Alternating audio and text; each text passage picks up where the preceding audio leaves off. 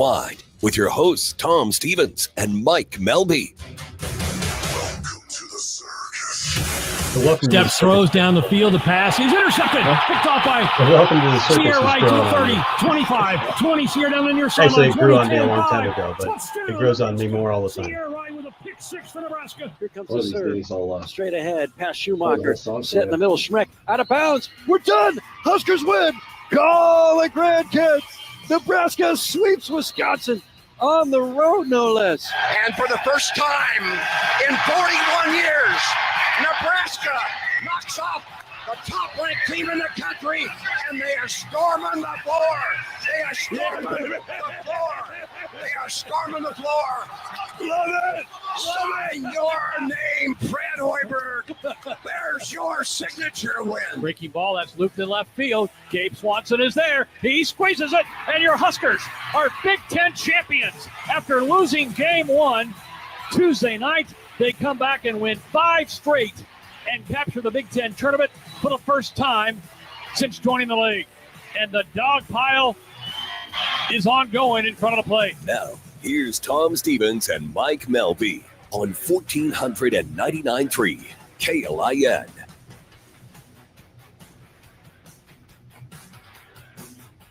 Yeah, I mean, John Buck.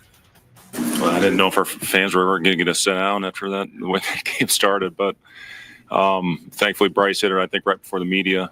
I don't know if they have to stand up through the media if we don't score. I hope we don't have to find that out. But, I mean, we knew they were good defensively, but it's impossible to simulate what they do with their pressure, with their hand activity, and we didn't handle it great in that first half. I think we had 9 turnovers, but second half we did a much better job with only 4.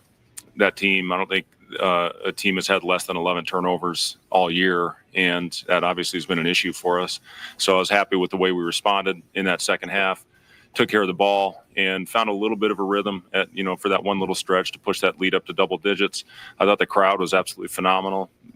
Certainly the best crowd I think we've had without students in the building, and we needed them, and the chants, when we got, I think, that 10-point lead and they called timeout, unfortunately, it was back-to-back timeouts. I would have loved to keep that momentum going. But, it was everything we thought this game would be, and you got to win. You got to win ugly. And we knew it was going to be a rock fight, and we found a way, and that's what good teams do. It was a rock fight, but Nebraska prevails over 14 UCLA, 66-58 at a sold-out PBA yesterday. The students not there, really. I mean, maybe some of them were, but they were on break, and I'm kind of glad. I wonder, do you think they would have stormed the floor had they been there, the students? Oh, I would hope not. I would have. That's what I thought as well. I mean, if John Wooden's on the sideline, yeah, but I mean. But it was number one. I mean, we've seen Nebraska storm the floor after beating an unranked Iowa team before. I've seen it happen. Yeah, I don't know. There's part of it that I get it doing it against Purdue. Wisconsin last year. Wisconsin, just from the standpoint of just the way that series has gone recently. But at the same time, act like you've been there at some point. I agree. And now we expect, I think fans show up expecting them to win now. I mean, that's 20 straight at home. I was looking at the best records in college basketball. I think the best one is up around 28, 29. Nebraska's in the top 5. Yeah. As far as winning streaks on their home floor in college basketball. Yeah. And it was interesting, Mick Cronin's little slight to the fans of the atmosphere doesn't mean anything. He seems like a grump. Yeah, there was a time where I was kind of hoping we'd interview him and maybe he'd come here, and he's a great basketball coach, but he's kind of an ass. I think don't you think most defensive coaches are like that? Like Hoiberg, for a defensive-minded coach, is the least grumpy that I can think of. But Hoiberg's not a defensive-minded coach. He's kind of become that way, though. He's transitioned. He hired Nate Lenzer. That's right. But he finally realized after the first 3 years of trying it his way that his way didn't work. And by the way, Nate Lenzer was with him at Iowa State, and they were an offensive team. Yeah. But Nate Lenzer is the one that brought the defense that we play now, and I love it. It's almost, I don't even know how to explain watching them rotate on defense. I mean, I understand the system to some extent, just, at a very high level. It's not like I could get into the weeds with it, but I can tell who's going to rotate based on just, the way games have gone over the last couple of years, and the way they do things. And it's just unbelievably intelligent. And they've got to read. Like it's not a set base defense that you do this. And they'll call switches. It takes maturity. It does. It takes an old team. And they've got an old team. They've got a lot of guys like Bryce. I think Bryce is obviously the leader. I think he's a guy that could play in the NBA. He could play the 1, the 2, and the 3. He can hit threes. He never misses free throws. He knows how to get fouled. I think that running hook, the old Kareem running hook that he had, that was nice. They basically doubled him and said, anybody else but Bryce beat us. And Bryce didn't do it from the field. He was 2 of 12 from the field, but he hit free throws. He was 11 of 12, I believe, at the free throw line. Yeah, real quick, as I always like to say, if news breaks, we'll fix it. We do have breaking news. Robert Kraft has fired Gerard Mayo, effective immediately. He is out at New England, and congratulations to one of the... Belichick coming back? I'm thinking Mike Vrabel, but... Oh, well, that would make sense. Well, obviously, Belichick's at North Carolina now, so he's not coming back. Yeah, and then a guy that I do not like, cannot stand him as an individual, as a human being, but he's still one of the best quarterbacks to ever play in the NFL. Aaron Rodgers threw his 500th career TD pass earlier today. Well, you seem like in the breaking news mode. So let's get there. It's the opening kickoff. Now the opening kickoff on Husker Rewind. Niles coming over at the goal line. A yard deep. He's coming out.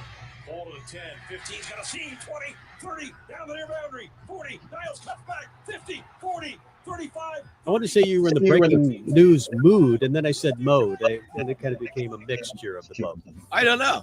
What it's all good. But it's all good. Hey, what I can say is Nebraska basketball sits at 12-2 following the 66-58 win over 15th-ranked UCLA at PBA yesterday afternoon. Bryce Williams and Juwan led the way. Sixth straight win. Player of the game, though, to me, had to be Sam Hoiberg. 7 points, 3 rebounds, 2 assists, 3 steals, and numerous floor burns that set the tone. Yeah. In the rock fight that was this game. I would give it to Sam Morton or Andrew Hoiberg. Yes. I think those two together. Yeah, 4 Huskers in double figures. Williams 16, Juwan Gary hit 3 threes, had 10 points. Morgan 12. Probably Worcester had 11, and he ended both long scoring runs by UCLA. So they had the 15-0 run, and then I think later an 11-0 run, and he was the one that made a basket that ended those runs. It started 7-0 UCLA, then Nebraska went on a 15-0 run. Yep. Then UCLA went on a 15-0 run. Yep. Nebraska went on a 9-0 run, and UCLA finished the half on a 2-0 run. Yeah. And they were tied at 24. Yeah. So at any rate, they are 12-2. Nebraska out rebounded the Bruins 39-34, which I thought was absolutely huge. Next up is a trip to Iowa City on Tuesday to take on the Fighting Fran McCaffreys. And just a little reminder, Nebraska knocked off number 1 Purdue about this time last year. Everybody stormed the court. Big deal, right? Huge win. Yeah. And then they went to Iowa and got absolutely annihilated. Don't do that. By the way, Iowa's coming off a 116-85 loss to Wisconsin. Remember the days when it took 6 games for Wisconsin to score 116 points? Hey, I've got an interesting stat for you along that line, but it's related to Nebraska football. I'll get to it in just a minute. Nebraska women's basketball team is now 11-4, snapping a 3-game losing streak. They knock off Penn State this afternoon at PBA 72-61. They did lose to all 3 ranked teams, but up next for them is number 21, Michigan State, on Wednesday at PBA. Ed Foley is out as Nebraska's special teams coordinator. Yeah. Well, actually, I think Axel Foley may have been a better special teams coordinator than anybody else. After a disastrous and almost comical last 2 seasons. Mike Eckler and Bill Bush are 2 names that seem to have garnered the fans' attention. I don't know who Matt Rule's looking at right now. But let me give you a little stat. Mike Eckler, currently Tennessee special teams coordinator and I believe outside linebackers coach. Yep. Since he took over that job as the special teams coordinator in 2021, the Vols have had 1 kick blocked. It was a punt. No field goals or extra points have been blocked. They have blocked 8 punts. How long has he been there? Since 2021. And this year we had how many blocks? 10.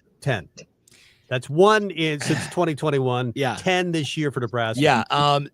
Tennessee generated 1,320 return yards while only allowing 162. At Nebraska's current average per season. Okay. It's going to take 22 years for Nebraska to get the total number of punt return yards that Tennessee has done in the last 4 years. Patience. I'm just saying. Yeah. Nebraska, I think, was 91st and 110th in special teams efficiency the last couple of years. They've How just they been weren't awful. dead last, I have no idea. Elsewhere in Husker football world, Thomas Fedoni said he's not going to return to Nebraska next season. Did not enter the portal, though. Not sure what he's going to wind up doing. Wish him all the best. Did not seem to be a fit with Dana Holgorsen literally from the minute Holgorsen set foot on campus, and I think it's probably better for him. He started guess what? Over him. If you only want to play on the plays that you're going to get the ball and the rest of them you just kind of half-ass it, then maybe you don't deserve to play. Well, that was Thomas Fedoni. I'm not sure I blame Thomas as much as the previous coaching. Well, that too. I've heard coaches tell me all the time, you get what you demand. Yeah. You start demanding it, and you get it.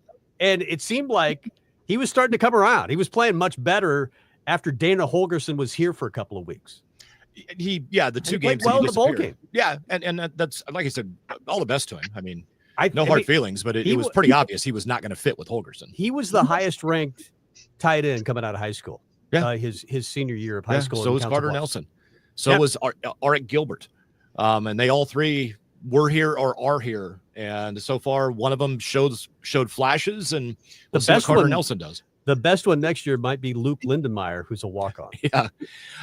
Let's see. Elsewhere, so we got Fedoni that's out. Yep. Jalen Lloyd is out.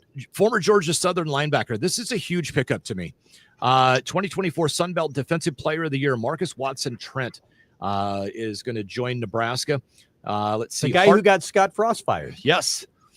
Literally. I know. We were at that game. Yes, we were. And then we were down at the bar where the bartender had a special kind of relationship, and she was the only one that wasn't celebrating that Frost was probably going to get fired the next day. At any rate, Kentucky wide receiver Hardly Gilmore IV joined his former Kentucky teammate Dane Key in committing to Nebraska. However, he has got a little baggage he is going to have to clean up back in Lexington, Kentucky. December 7th, he was charged with misdemeanor assault after allegedly punching somebody in the face at a storage unit. And that's kind of about what happened since last Sunday. Well, he's a wildly talented young man. Yeah. Started playing football at the college level because he skipped his senior year at the age of 16. Man. I think he might be 17 and a half now, or finally 18. But you get shorts, Da'Keel Shorts, and you get Hardly Gilmore. I think obviously Dane Key is the real deal. He's proven it over time.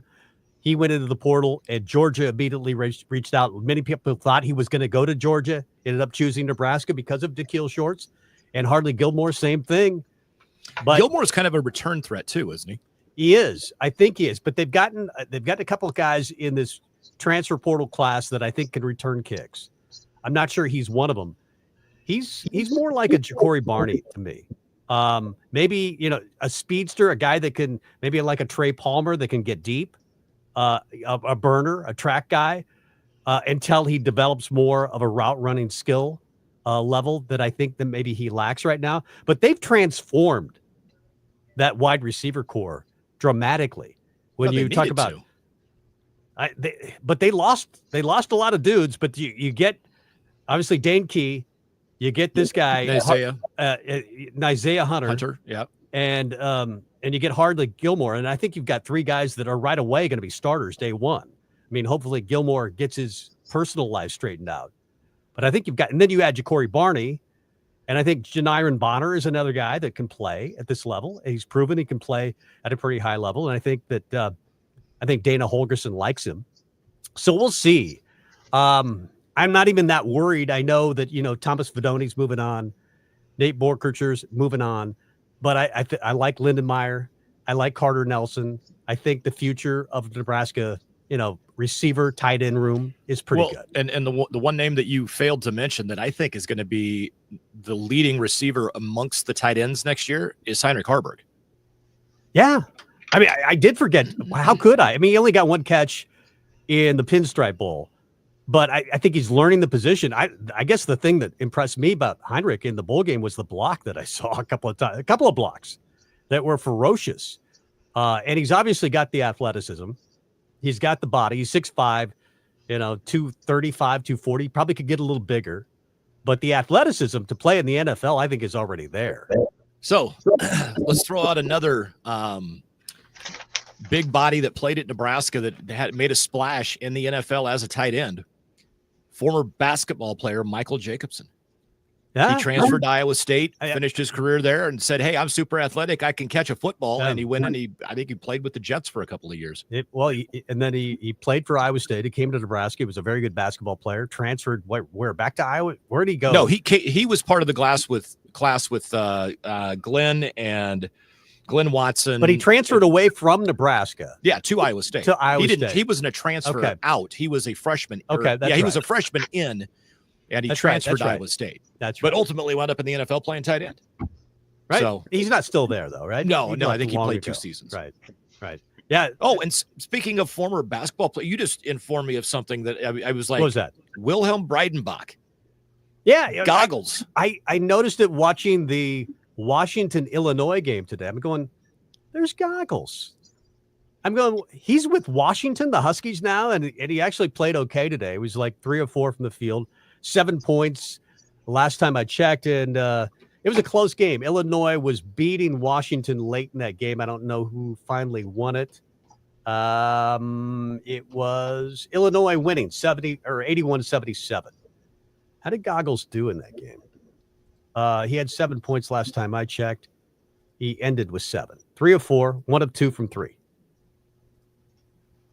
Hey, I mean, he's a senior, so you'd maybe want a little more. I mean, if you were a senior at Nebraska and you saw 7 points, you'd think, okay, that's a guy that maybe plays 3 or 4 minutes a night or 10 minutes a night or something like that.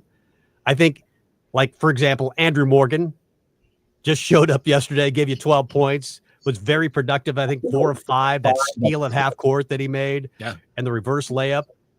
That's what I was anticipating that Wilhelm Breidenbach could give Nebraska. He never really did when he was there. No, he did not. He really didn't fit the system.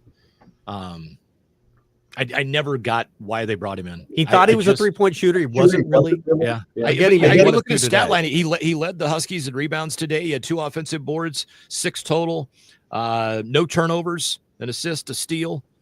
I mean, solid minutes for him. My all-time favorite Husker hoopster and football player, Keith Newbert. Remember Keith Newbert under Moiba? Played fairly well for Moiba in the late 80s, then went to the NFL, played for the Jets. Yeah. And I think got into the modeling. He was like a male model, did pretty well on that circuit. Good-looking guy. Did not know that. Yeah. We should give him a call. I don't know what Keith Newbert is doing today. Well, let's say Brant Banks is not one of your favorite basketball players. Brant Banks? He had the best hair. I do admire hair because I'm losing it. You have great hair. Thank you have lots of hair. Yes. You could be like, you could contribute hair to all the hairless people in the world. Every time I get it cut now, I have about 10 inches cut off and donate it to Locks of Love, I think. Do you really? Yeah.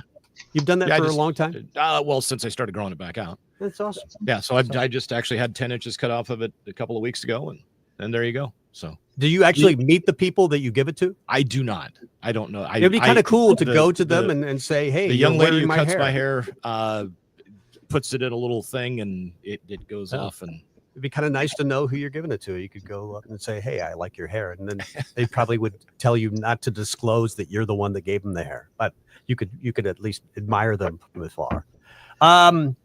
Big show tonight. We've got in the next hour Steve Sipple of Husker 24/7. We've got Brian Christopherson, Husker Online, Steve Sipple next hour. Going to talk a lot of Husker football and basketball as well. And our friend Ed Foley fired. So obviously we'll talk a little about special teams today.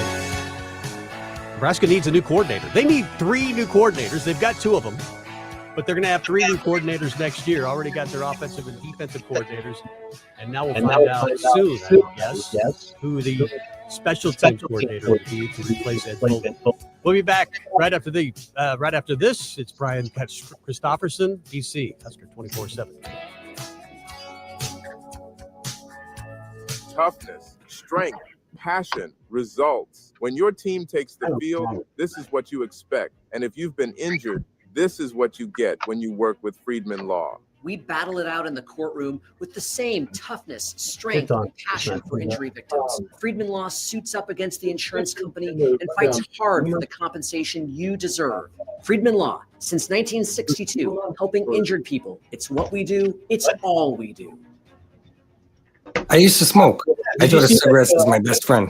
They were always there for me when I needed a break. I also thought cigarettes were my best friend, and then they gave me peripheral artery disease. I smoked and had a stroke. Actually, multiple strokes. I smoked and have heart disease. Here's my tip. If cigarettes are your friend, you need a better friend. Call the Nebraska Tobacco Quit Line, 1-800-QUIT-NOW, 1-800-784-8669. Paid for by Tobacco Free Nebraska. Aired with the Nebraska Broadcasters Association and this station.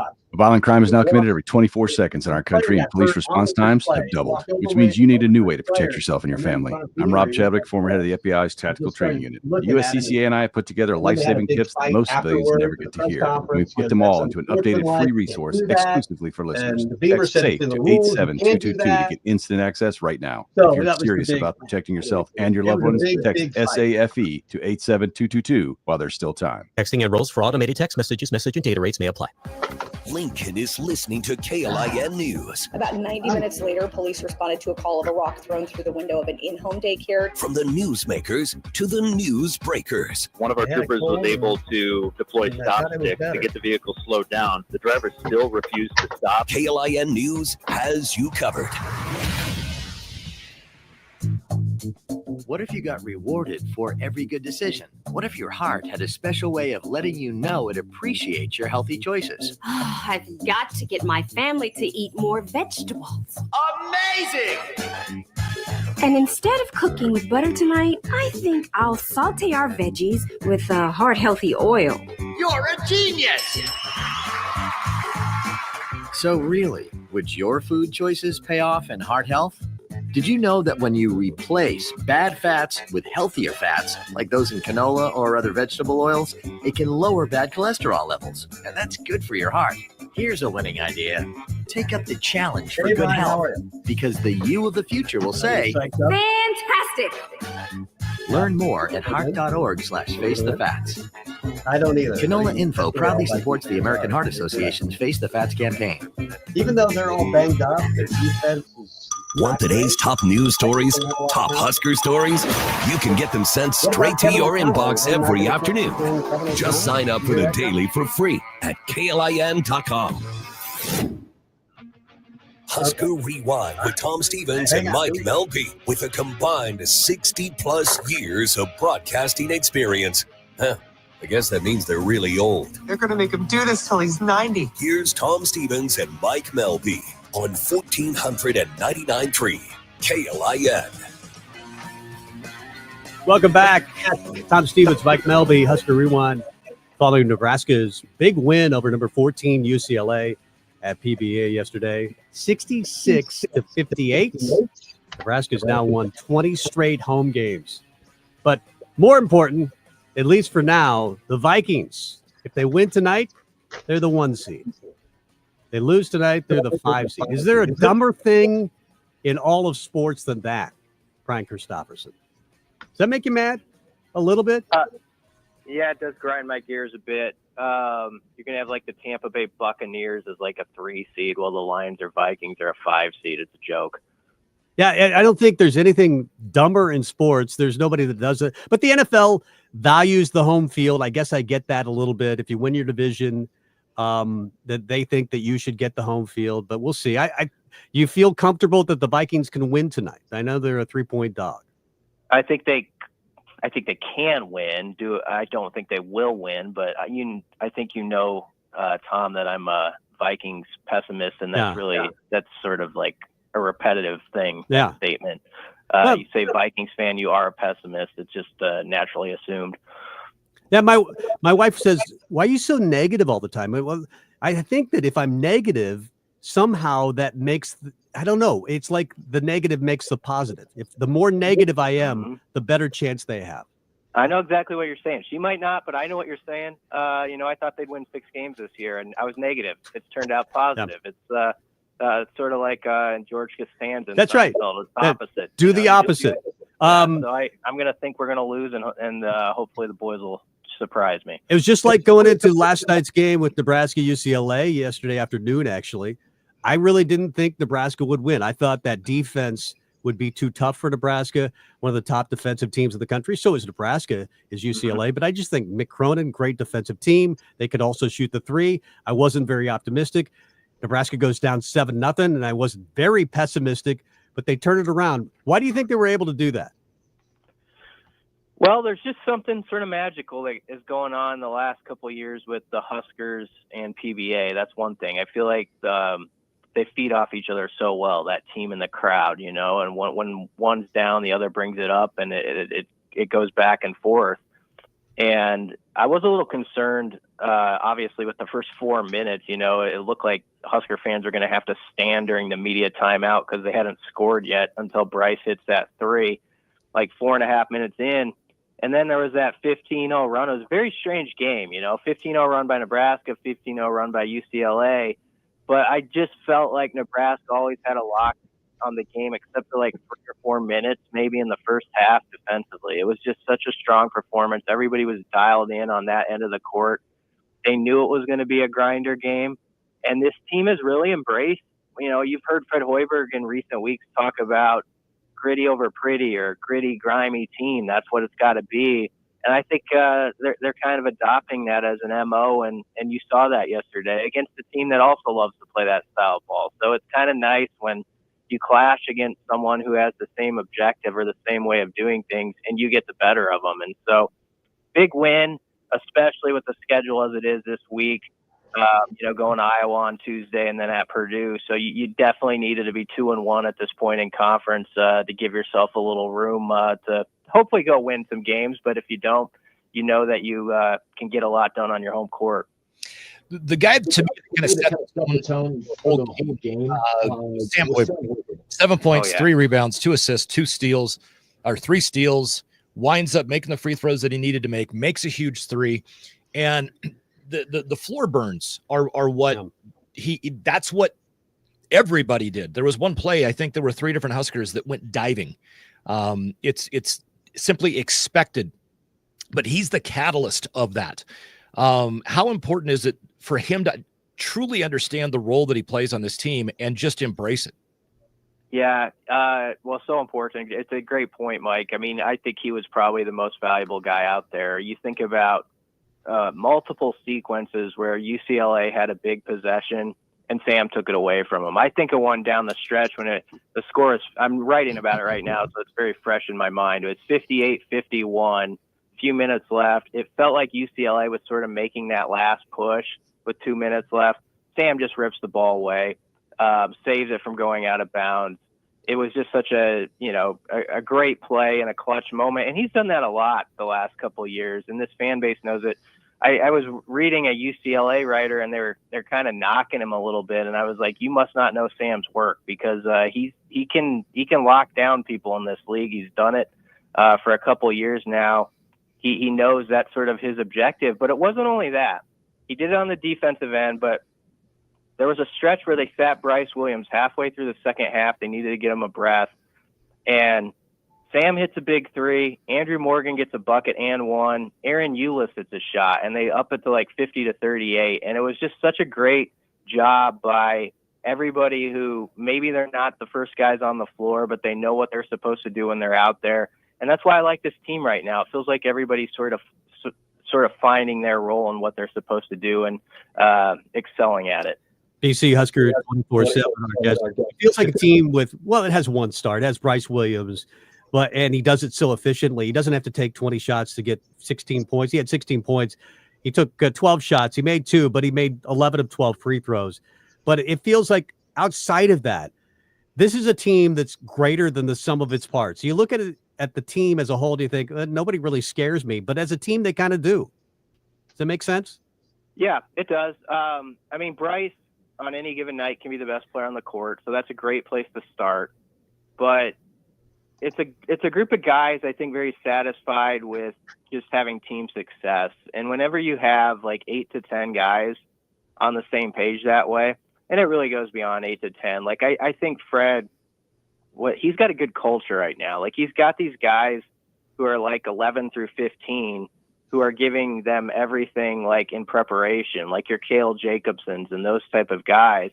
And so it is a team that I think he really, when he says, I love this group, they're never late, they do all things the right way, I think it kind of shows up in some of those moments on the floor. They're obviously a team with flaws, and they have some offensively. Last year's team was a lot shinier on offense, and you kind of felt was more reliable and was going to score with more efficiency. But this is a better defensive team. And like, take Connor Essegian yesterday. He was 0 for 6 and scored 2 points. You know what his plus minus was? Nebraska was plus 24 when he was on the court. Had some nice passes. That's an amazing stat. That's And crazy. so, And Fred said he's never seen that before. yeah, it is a very strange stat. And so you take him and Bryce and Burke, they combine 3 for 26, and you win a game by 8 points against the number 15 team in the country. That shows you're doing a lot of the other stuff well. You're excelling on the defensive end, and everybody's buying into their role. So it was a really good win. Like this first 5 games of the Big Ten schedule, I know Fred Hoiberg was worried about. It's a tough slate, but they've beaten Indiana, and now they got the win over UCLA. And by the way, Indiana's 3-1 in the league with their only loss to Nebraska. So they're positioned where you want to be at this point. And now what I'd love to see is this team go on the road this week and get a win away from Lincoln. And let's not get into that whole conversation you'll remember we had last year with the group when they were like 0-8 on the road. It's like, are they ever going to win away from PBA? So hopefully they can put that to bed earlier. Yeah, absolutely. The one thing too, when you talk about Connor Essegian's game yesterday, 3 rebounds, all of them were really big rebounds too. 3 assists and 2 steals. You know, and then he makes the free throws in the second half when we needed to make sure that we made them. And but that defensive effort is what can propel you on the road, and that's where they go. I mean, we all remember last year, everybody's storming the floor, knock off number 1 Purdue. Yeah. Everybody's excited. And then we went and just got annihilated in Iowa City. And that's where we're going after another big win. But you hearing the guys post game, what was your reaction to the way they were talking about it? Like, it's not like it's a big secret. They're not being negative. They're like, hey, we learned a lesson last year, 2 claps, and they move on. Yeah, that's what they said. Sam said, last year, it was sort of a novel thing when they beat a ranked team for this program at that point. And so, you beat Purdue, you get a little caught up in it. Maybe you don't quite get back to work, the next 24 hours, and you suffer for it. And I mean, who's to say this team's got to prove they can get it done on the Big Ten on the road. Maybe they go to Iowa and get beat by 25 on Tuesday. That's possible. It doesn't mean the season's down the drain either. They can bounce back, but you do hope that they kind of learned from last year with a group of guys who has just played a lot of college basketball. And Bryce and Jawan, I think, have evolved as leaders as the season has gone on. I think Jawan, especially with his voice.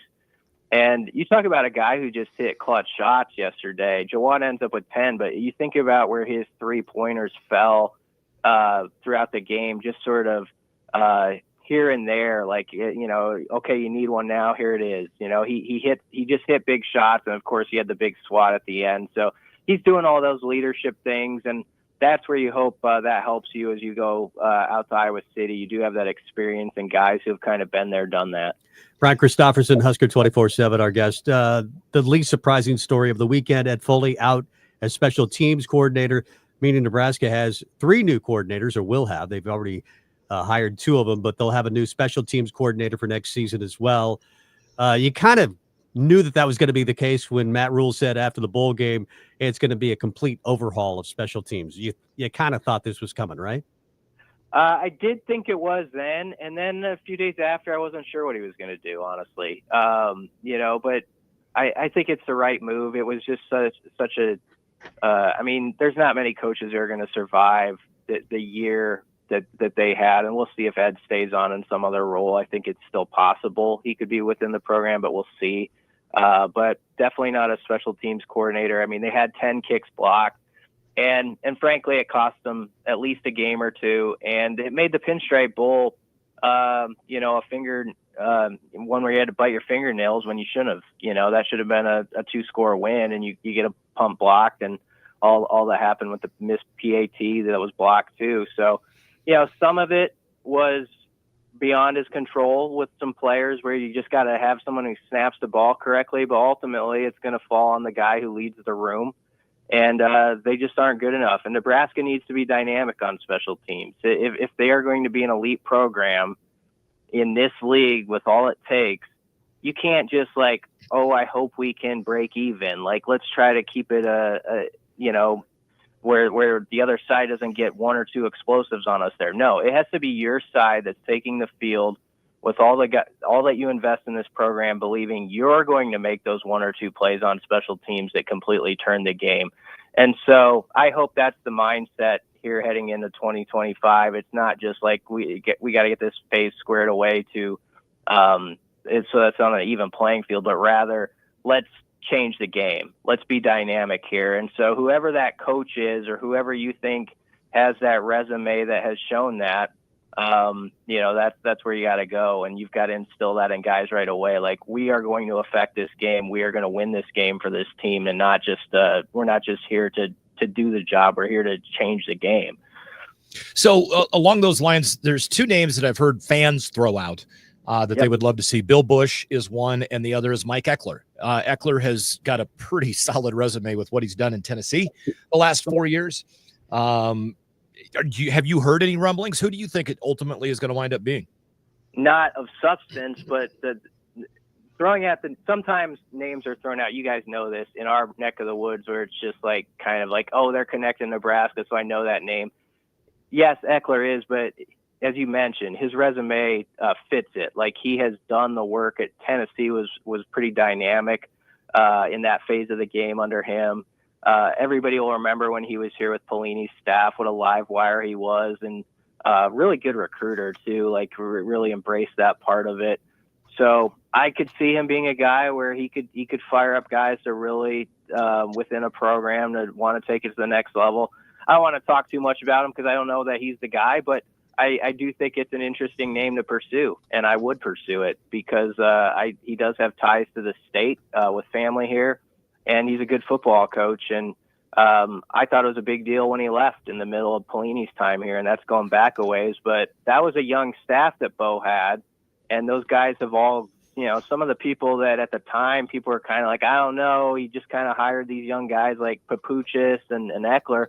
They've done pretty well, when you look at their careers. And so he would definitely be a guy I'd look at. And obviously Bill Bush's resume is really strong too. And I think of when he took over, as the D coordinator in Mickey's time, and I think really turned that group around for what they were. And so either one of those names are worthy of at least tossing up against the wall for now.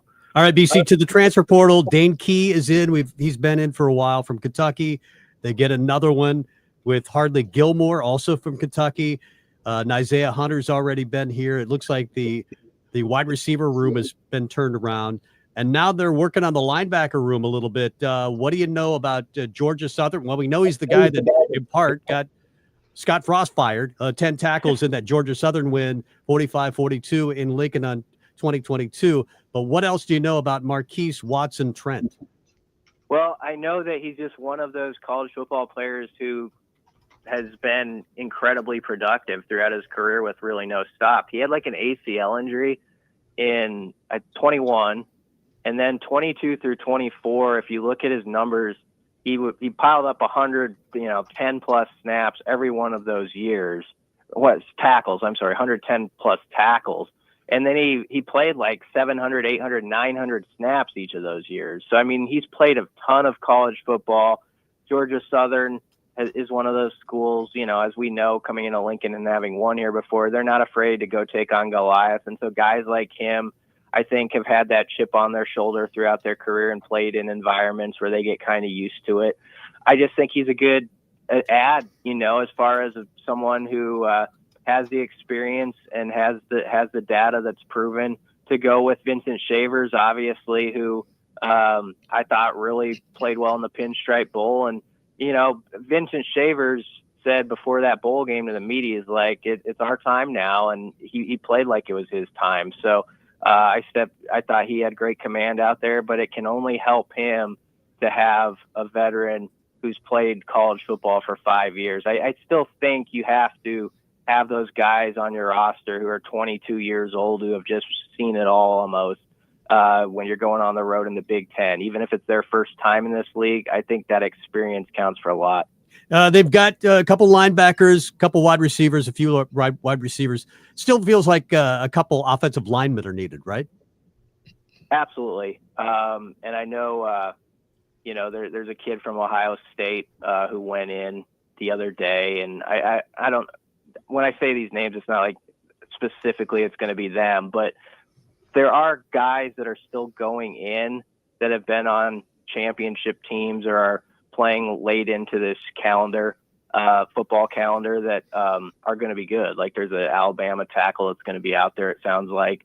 And so Nebraska has resources where I still think there's going to be at least one big headline involving a tackle, maybe two. And so I understand why there's some angst about it, because if you look at what are your concern points right now, you mentioned wide receiver. Like, you feel good about that. You feel great about it. You feel good about where linebackers come along. It's in the trenches. It's on the O-line, and the D-line has added some guys, but they're going to need some players who haven't played a ton of college football to really prove themselves there. And they're going to have to develop some guys quick, but hopefully they could add a couple of linemen, maybe another D lineman along the way. And then I think they'll feel pretty good about their portal haul, all told. They need some dudes. Got to get some dudes up front. I think Dana Holgerson. Guys, yeah, have dudes. Yep, you gotta run the football. I think that's what they want to do, and obviously it's more effective with the play action pass as well. All right, go Vikings! Skull. We're gonna win. We're gonna win. We're gonna change this attitude. We're gonna win tonight, DC. I have a good feeling. No, I'm going to say we're not going to win, because that's when we do better. That's probably true. I was going to do the skull clap, but I would have to grab my phone, so I'll wait until I'm done, and you guys can just visualize it. All right. Thanks, BC. We'll talk to you soon. Yep. Thanks, guys. Yep. Thanks, Brian. Vikings and Lions tonight. The Lions a 3-point favorite over the Vikings. We're both a little nervous about it. 14-2. The winner takes the number 1 seed in the NFC. The loser gets the 5th seed. The dumbest thing in the world. It's just crazy. Vikings are pretty healthy. Christian Darrisaw is not playing tonight. Lions defense kind of banged up. The Vikings have won 9 in a row. The last time they lost back-to-back games. We were on the air that Sunday. I believe we were talking to John Bishop that night, but they had lost to the Lions the previous week on a 44-yard field goal, and then they lose to the Rams on some cruddy calls by the officials the following week. They lost 2 in a row. Since then, they've won 9 straight. If they win again, they're the number 1 seed in the NFC, and they're going to the Super Bowl with Sam Darnold at quarterback. And their head coach may not be back next year. No, somebody's going to come now trade for him. I like it. That's what I read earlier today. No, I think you're right. I think it's do the opposite. The more negative we are, the better for the Vikings. I'm not a Vikings fan. I like the drama that surrounds your team. There's always because I'm a Cowboys fan. I live in drama. That's right. I mean, if anybody knows drama, it's a Dallas Cowboys fan. Yes. The owner is full of it. A fun show so far. BC, big thanks to him. Much more on the way. Tom Stevens, Mike Melby. It's Husker Rewind every Sunday, 5 to 7.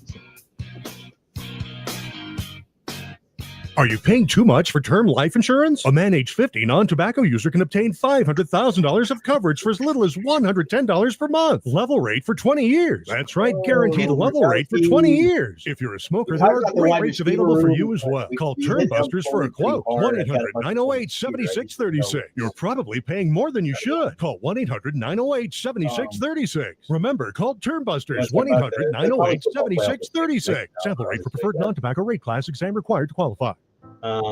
In times of struggle, conflict, poverty, good finds a way. Revamped wide Good receiver. is happening even now. Good connects us, even in the hardest times. It feels like college football. Good It's like never stops. you have to learn your team. And neither does Children International. all over. With support from You're never caring gonna get friends, to know your we teammates. help provide children and families with the critical I essentials feel they that need. in the NFL. Nutritional Like, all support, these free agents, and access you to never get to know healthcare, your team ever. educational support, and job training and placement. We're That- building that's a sad. better today and a brighter tomorrow by working I mean, with this Marcus wants communities and friends like you to he's got help 1 year. end If poverty. he has a great year, you're not For going to really children, know anything about for it. He's families, going to be here. He's going to get his for 500 grand. good.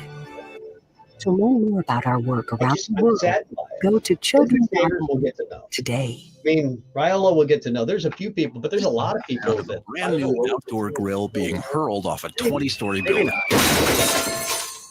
If Now he's here a for 3 stylish glass coffee table. An electric guitar. These are the things you could enjoy, all cast into oblivion. Because when you throw away money on wasted electricity, you throw away everything you could have bought with it. Visit EnergySavers.gov and get tips on how to save energy and money. Then do things like switch to Energy Star light bulbs or Energy Star appliances, and you can save hundreds of dollars a year. So this doesn't happen to the recliner you've had your eye on, 4 years. or this to the treadmill on your wish list, or this to the shiny new bike your kid's been asking for. I'm not an expert on billing, for sure. Saving energy saves you money. Learn more at EnergySavers.gov. Brought to you by the U.S. Department of Energy and the Ad Council. Dear employer, my name is Phil Martin. My name is Michael Raskovich. Ronaldo Bird. Zach Deiser. I am writing to express my excitement at the opportunity to join your team. As someone on the spectrum, I may communicate in ways that are different from what you are used to. I possess a unique set of skills. That sets me apart from other candidates. Thank you for your consideration. An autistic inclusive workplace is good for business. It's time to make a change. Learn more at autismspeaks.org/win. Like we did before. Yeah, but the mics are always going to be hot. It's your weekly rundown of Husker sports with Mike Melby and Tom Stevens. They've done studies, 60% of the time, it works every time. On 1499.3 KLIN. I thought we did a good job of forcing some turnovers, and that got us a couple baskets. And we, not very often are you going to have two of your best offensive players. I think Bryce and Connor go 2 for 18 combined, and you find a way to win. And you shoot 32%, you win a game. That's big for us. And we've talked about defense has to be our constant. And I thought we went out there for 40 minutes, and we were on point with that. We missed a couple little rotations, had a few mess ups, but overall, I thought we were on point.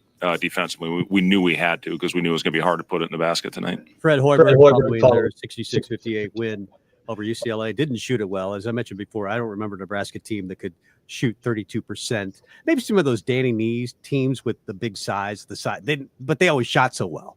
They had so many players, so those 90, 91 teams with all that size that they had, they blocked shots with Rich King or Bo Reed or whoever might have been, Tony Farmer.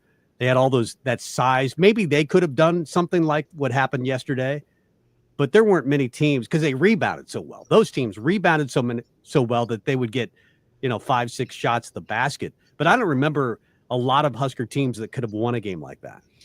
No. And at the end of the day, though, if you win games like that, then you win games in the NCAA tournament. You make a run in a conference tournament.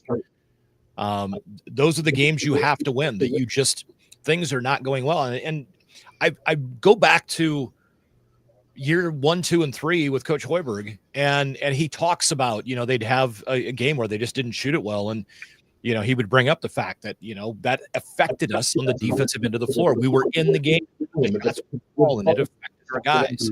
And then to hear Sam Hoiberg in the postgame talk about how they essentially stole Jay Wright and Villanova's 2-clap rule. I love that rule. And I think it's fantastic. I should learn that rule for life. Yeah. I really should. I tell you that.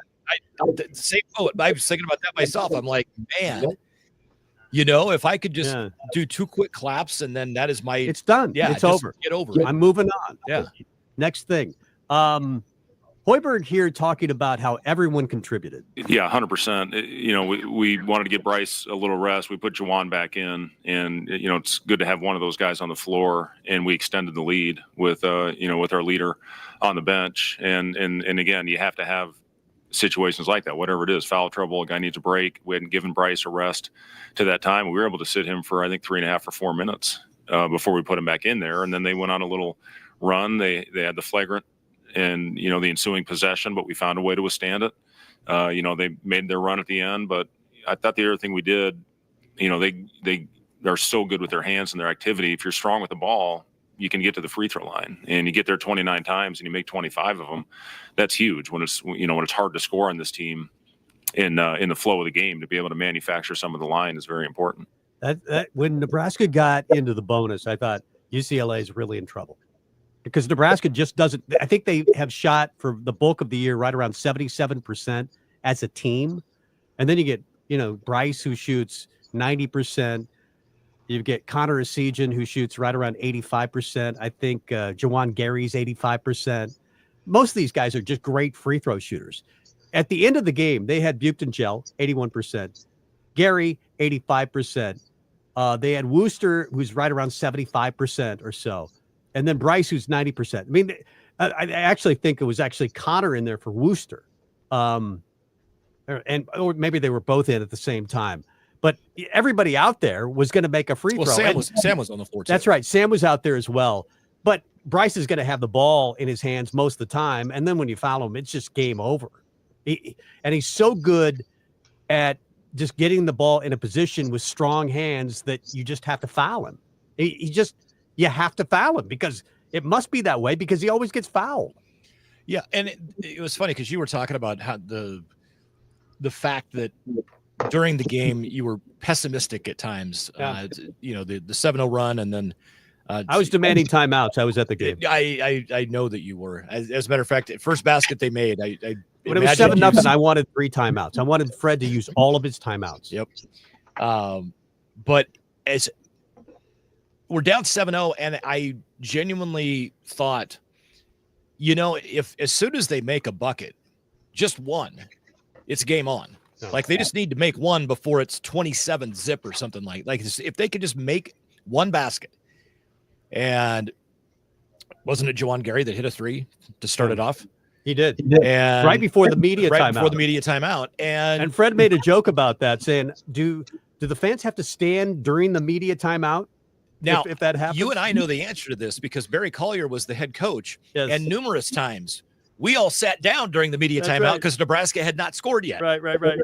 So, but as soon as that shot fell, I was sitting in the basement. I just said, game on, let's go. This is going to be a fun one. And there was not one stretch, even after Nebraska fell behind by 7, after the 15-0 run, in response to the 15-0 run by UCLA. And they're down 22-15.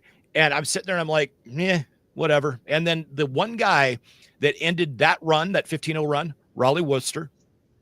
And there was another run that UCLA did in the second half.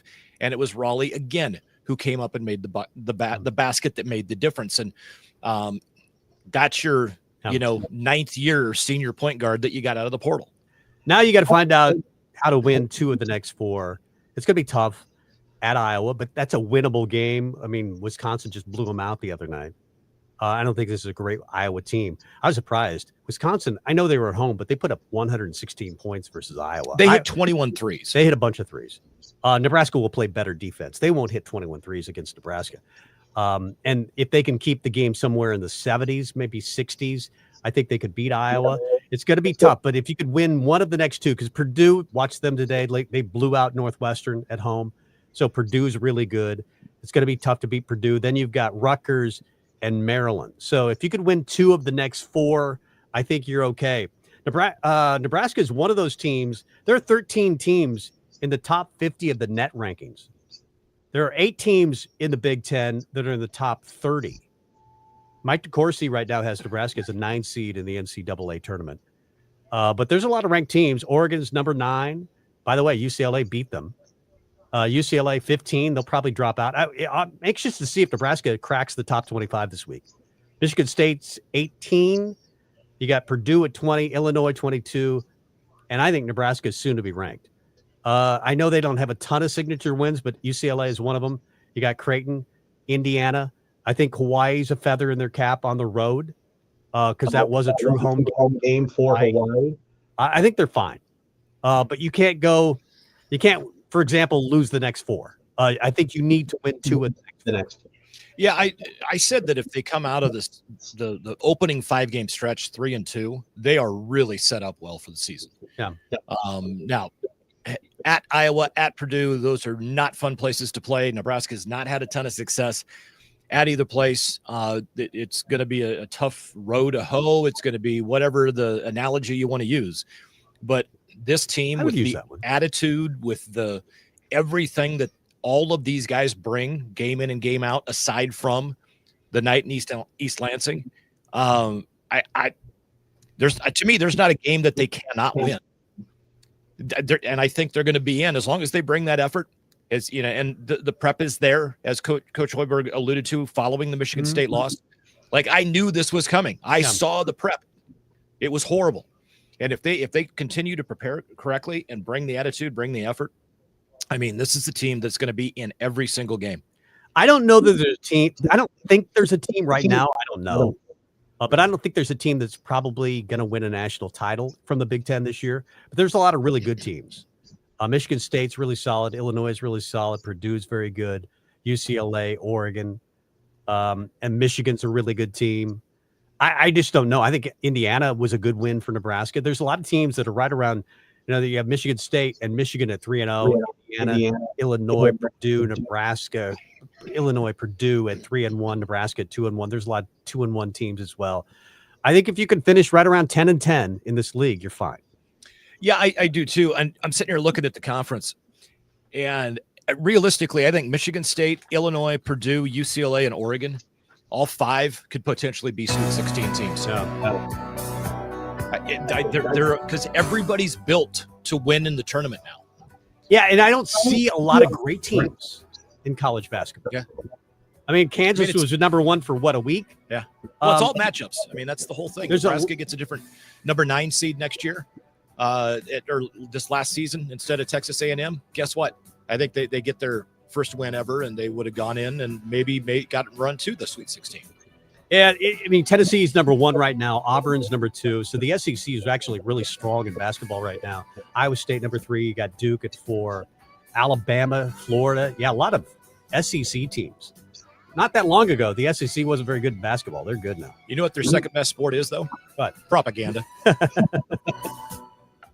Fortunes await you at Warhorse Lincoln this January. Celebrate the Year of Fortune with over $30,000 in prizes. Earn entries for our Lunar New Year drawings all month long. Get 1 free entry daily and earn extras by playing slots, table games, or placing a horse racing bet. All leading up to Lunar New Year on January 29th, when 11 lucky guests will choose an envelope to win up to $9,999 cash. Only at Warhorse Casino Lincoln, Highway 77 in West Denton Road. Teams and 21 or older to gamble. Gambling problem? Call 1-833-NET-OVER. Even Big Ten. Save big money at Menards, where there's no ceiling to savings. Update your space with new ceiling tiles. Menards carries stylish and durable ceiling tile options. Armstrong ceiling tiles offer a variety of styles that are easy to install. Get the Brighton 2x2 ceiling tile for only $379 each. Plus, get 15% off everything you can fit in the bag. See store for complete details. I would do just Hurricane, Morgan, and Mia set some. Oh, honey, just put that down there. They did several times. So the movers be here tomorrow morning. Yeah, but it's fine. Most of the stuff just goes straight in the truck. All right. Really? What about the 16th century Rossellini sculpture from Italy? Toss it in the box. It'll be fine. Whoops.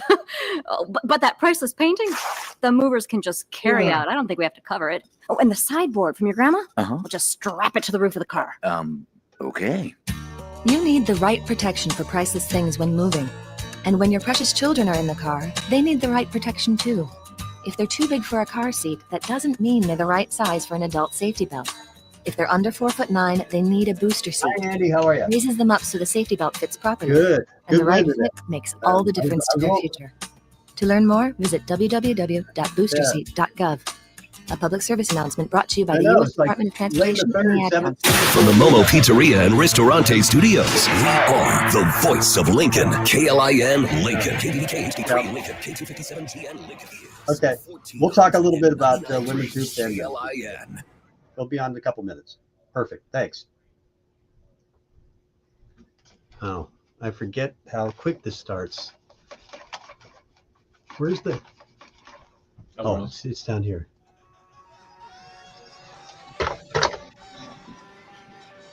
That's a quick break. Welcome to the best recap of Husker sports. Husker Rewind with your hosts Tom Stevens and Mike Melby. Steps, throws down the field, the pass. He's intercepted. Picked off by Sierra Wright to the 30, 25, 20. Sierra down the near sideline, 20, 10, 5. Touchdown, Nebraska. Sierra Wright with a pick 6 for Nebraska. Here comes the serve. Straight ahead, past Schumacher. Set in the middle, Schmeck out of bounds. We're done. Huskers win. Golly, grandkids. Nebraska sweeps Wisconsin on the road, no less. And for the first time in 41 years, Nebraska knocks off the top-ranked team in the country, and they are storming the floor. They are storming the floor. They are storming the floor. Love it. Sign your name, Fred Hoiberg.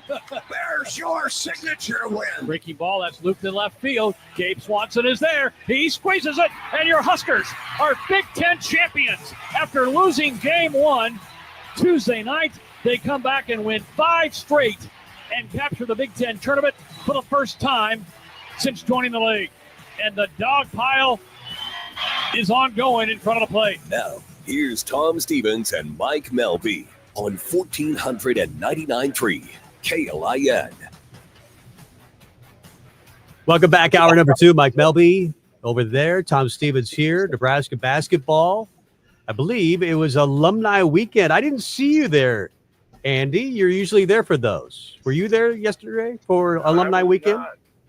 I was in the process of helping Pious Girls knock off #1 Scud. So I was double up. But I did go to the banquet Friday night. They have a nice banquet Friday night, and then I was not part of the Saturday activities, but I had a chance to catch up with a few former players on Friday. Well, you had to be dad. I understand. So you had to watch a little basketball. But who were you closest to? Back, you were obviously captain 98, 99 with Danny Nee's teams. Who were you closest to and still closer to these days? Yeah, so my group kind of spread pretty fast. I mean, you got Cookie Belcher and Tehran coaching in the league. Vincent Hamilton, played a long time, but, I played with, came in on the back end of Eric Pikowski and then played with Troy and still see Bruce Chevik a lot, right? Bruce and I both have, some high school. Bruce still coaches. I've got kids playing high school. So, Bruce was 94 and I came in 94. So, but yeah, still, Kerry Cohorn and a few of the guys that walked on during that stretch are still living in the area where you have a chance to catch up to a little bit more than once a year. There you go. Of course, Andy Markowski, former team captain in 98, 99 under Danny Nee.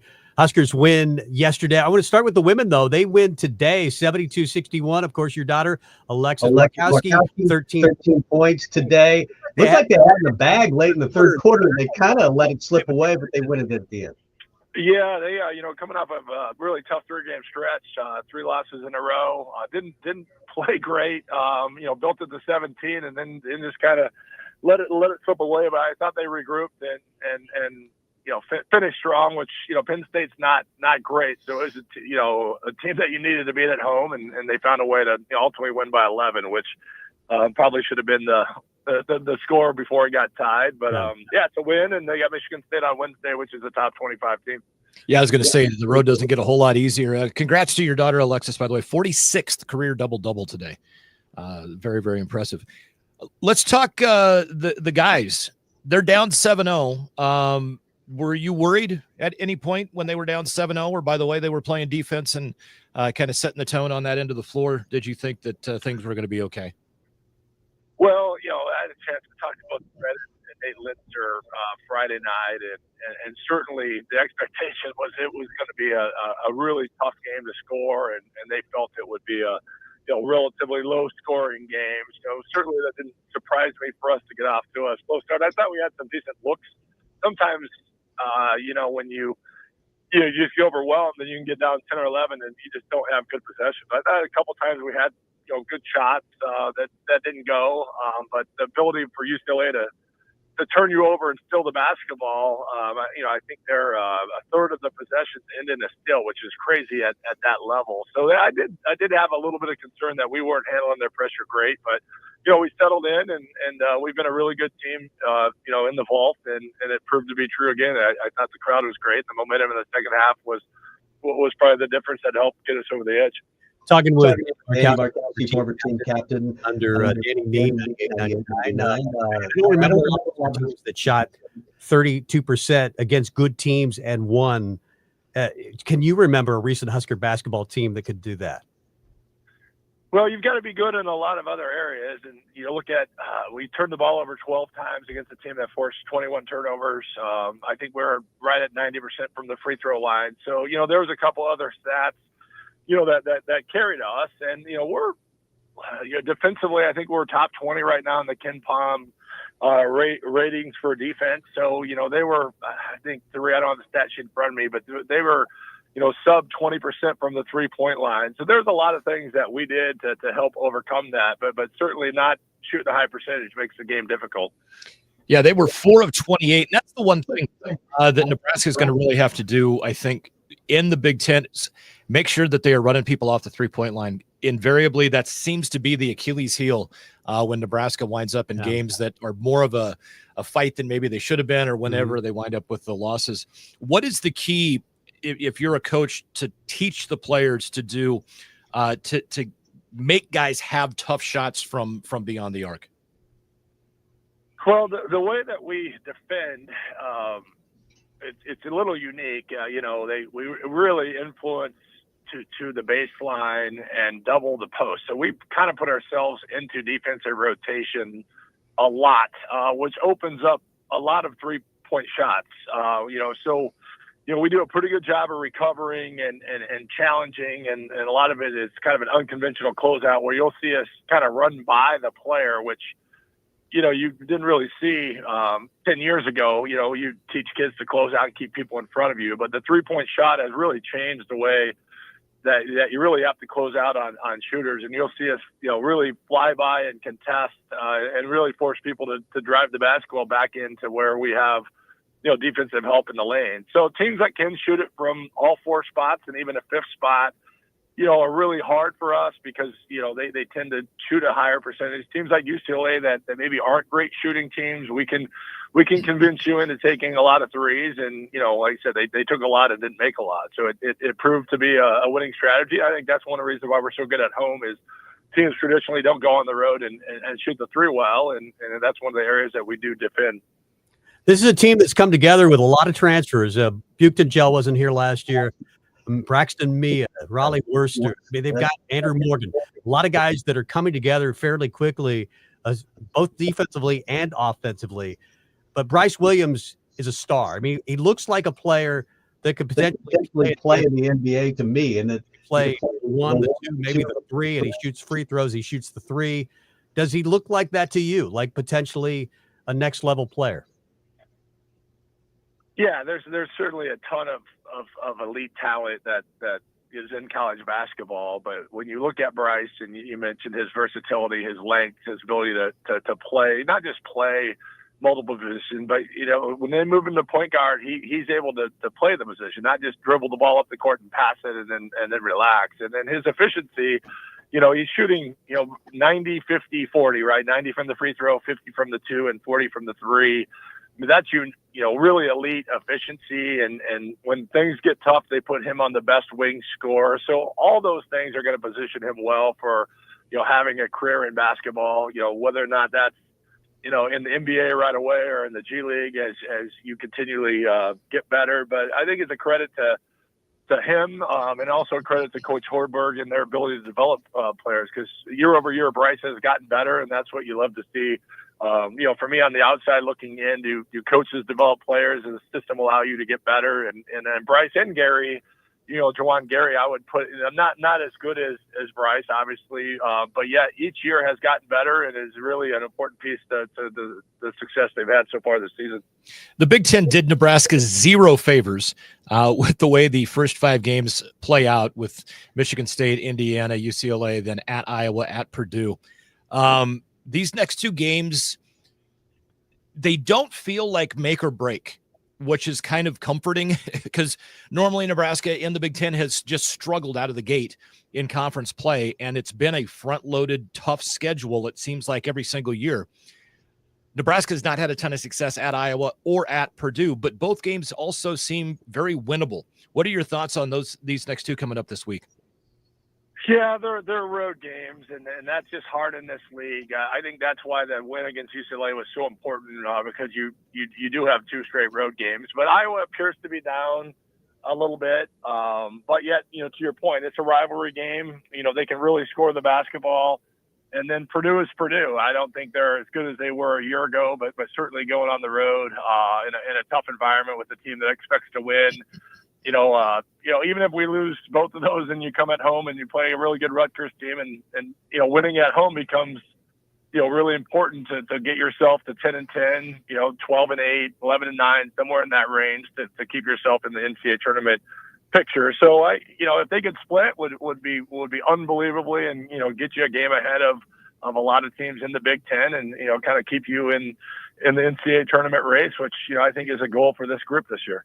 Former captain Andy Markowski, our guest. I know it's a cliche, but defense travels. It feels like this is the kind of team that maybe they shoot 40%, 45% on the road and play the kind of defense that they normally play. They're going to win, 50% of the time, right? Yeah, the league is so good. It's so balanced that your margin is so small. If Williams can be an all-league kid, which he's proven to do, Gary maintains consistency, and then you find either a Worcester, Bootengel, a Sejan. You look at the ability to get others in double figures is going to be important for them to win. But yeah, I think this team is going to be in most games, home or away, and winning with 4 minutes to go becomes paramount, and putting the ball in Bryce Williams' hands, which is one of the best in the league, is going to give you a shot to win most of those. Hey, one quick question I have for you on the road game at Purdue next Sunday. It's an 11 a.m. Central Time tip-off, which is 10 a.m. Or no, I guess it is. It's a noon tip, so it's an 11 o'clock game. How tough is it when you're used to playing, that 7 p.m. game? How tough is it to play that morning game, especially on the road? Yeah, I've never believed that. I mean, if you look at most of Nebraska's men's practices, just because I've been, they're practicing in that time window. Most of the time they're practicing in the morning. These guys are chartering. Most of them are up all night taking naps, pretty irregular sleep schedule as most of us had at 18 to 23-year-olds. So I always liked it. I think it's easier to just get up, eat breakfast, and go play versus laying around in your hotel on the road all day long, and sleeping half the day away and then playing at 7. So at home, I think night games are easier. On the road, I think it's easier to get up and just get ready to go to the arena and go play. So I'm not a big time guy. I think 18 to 23-year-olds are pretty resilient when it comes to that. Andy, appreciate the time. I was always wondered, do you play horse with Alexis, or is it one-on-one? Is it straight up one-on-one? It didn't take me very long to realize she was a lot better than I am now, and I was. So I leave that alone to just, that way I can reminisce like I maybe was a little bit better than her. But no, the last time I guarded her in the post was, I think, high school semis, and she knocked me down, and I about dislocated my shoulder. So at that point, I realized I needed to check out on that role. Yeah, well, another double-double today in the Husker win. You must be really proud. She's really, really good. Yeah, she's been fun to follow, and appreciate you guys having me on to talk both men's and women's hoops. It's should be a fun winter for both programs. Well, we plan to do it again in the future, so I hope you're ready. Great. All right, great. thank Happy you. New Year. Thanks, you. Eddie. Happy New Year. Andy Markowski, Happy New Year. What a guy. Really good talking basketball. Really knows the X's and O's. Everybody can talk basketball, but he can talk basketball. Well, yeah, and that's why I like getting a player's perspective on But he morning talks like a games, coach. night games, Yeah. That type of stuff that, like, as a fan, hey, it's 11 o'clock in the morning for a kickoff or a tip-off. It sucks because I don't have time to tailgate as long. Right. That's what my concern is. Yeah. Right. But as a player, to me, it would always be frustrating. Now, I know exactly what he's talking about. When I was on the road with the Stars, you're sitting there, you're playing, 2 games. You get into Green Bay at, Thursday right around noon. And then you grab food, have a quick skate, and then you sit around the hotel all day on Friday and then all day on Saturday waiting to play the game that, where the face-off was at 7 o'clock that night. So that part of it does get a little frustrating. And I think he may be right. Maybe that 11 o'clock tip is going to play in Nebraska's favor. I think it could. We mentioned this in the opening kick, but Thomas Fedoni has moved on from Nebraska. And it made me think about, not only the tight end room, you'd lose Fedoni, but you still have, and you lose Nate Borkercher, who's on to Texas A&M. He's leaving for Texas A&M. He's already transferred there. But Nebraska now has Luke Lindenmeyer, Heinrich Harburg, Carter Nelson, and I forgot about Mac Markway, who's a transfer from LSU. He sat out this year after an injury. Actually visited Nebraska and just decided to, didn't even know anything about NIL. He just came here and he said, I want to play here. Whatever your NIL is. Well, yeah, it was interesting because he did not. Yeah. Nobody on the football coaching staff knew he was even taking a tour. Right. He came in like he was a new student. Reporters like BC told him, told Rule that he was on campus. Hey, he is. Heard he was good. Let's go get him. So he's here, and I think he could be in the tight end room. I don't know if they'll try to dip into the portal. I wonder about Carter Nelson and his maturity level, if he's ready to play the tight end position yet. His first year, he kind of was a wide receiver / tight end. I'm not really worried about that. And I think actually, even with all the guys leave at wide receiver, Nebraska has upgraded that position. Dane Key is a day one starter. I think he's an NFL guy. That's what you're hearing. If Georgia wants a player, he's an NFL guy. Yep. So Dane Key, in my mind, is that. You've got Hardley Gilmore. We've heard about some of the issues going on with Hardley, but he's a legitimate talent. We'll see how that works out. Isaiah Hunter, who's been at Cal and was their most productive wide receiver, I believe has 3 years left. Same with Ja'Cory Barney, who's already proven what he can do at Nebraska. I actually feel good about the wide receiver position. The guys that left, Isaiah McMorris maybe had potential. Devon Hall might have had great potential, but they were potential guys. Malachi Coleman ends up at Minnesota. It seems like potential, but they hadn't shown anything. These other guys have already shown stuff, right? It feels like to an extent, but again, this goes back to the what was Marcus Satterfield demanding from Thomas Fedoni that put him in the doghouse when Dana Holgerson got here? That Dana Holgerson then demanded where Satterfield was not. And maybe that is part of this, where you've got the guys at Jalen Lloyd's, Malachi. Jalen Lloyd is gone. Yeah, they saw the writing on the wall. And visiting several SEC schools, I gather. Yeah, that this is not necessarily a place I'm going to fit in anymore because, maybe they didn't want to live up to the demands that Holgerson's expecting. So it feels like Nebraska has upgraded that room. And I would agree. When you've got a 5-star quarterback in Dylan Raiola, it probably helps to recruit wide receivers as well. I think they've done that. And then, you add Ja'Cory Barney, who's already been successful. Janiron Bonner is still here. You've got guys that they like in the program. Quinn Clark, the son of Kelvin Clark, was it the running back? Ken Clark, the running back. Yep. And then Keelan Smith, the son of Neil Smith, is here as well. So they've got some bodies in that room that they really like. I think they've upgraded the room overall. And then the linebacker room, Nebraska's added Dasan McCullough, who was a freshman All-American at Oklahoma, and Marcus Watson Trent from Georgia Southern, who was the Sun Belt Player of the Year. We already talked about them. I think they've done – I don't know if they've done enough because of all the guys they've lost. Keep in mind, Nebraska lost Mekhi Bayer. They lost Stephon Thompson. They lost Princewell Umanyelen. Uman Mellon. They lost MJ Sherman because of graduation. They lost John Bullock and Javen Wright as well due to graduation. So there's a lot of bodies that they have to replace. I don't know that they're done recruiting the linebacker room. Isaac Gifford too. Isaac Gifford was kind of a hybrid guy. But yeah, all those guys need to be replaced. And it made me think about this. We're learning names for basically 1 year. We're learning a whole new team and a whole new roster, I think, from now going forward in college football. We've already found that out in basketball with their 5 transfers.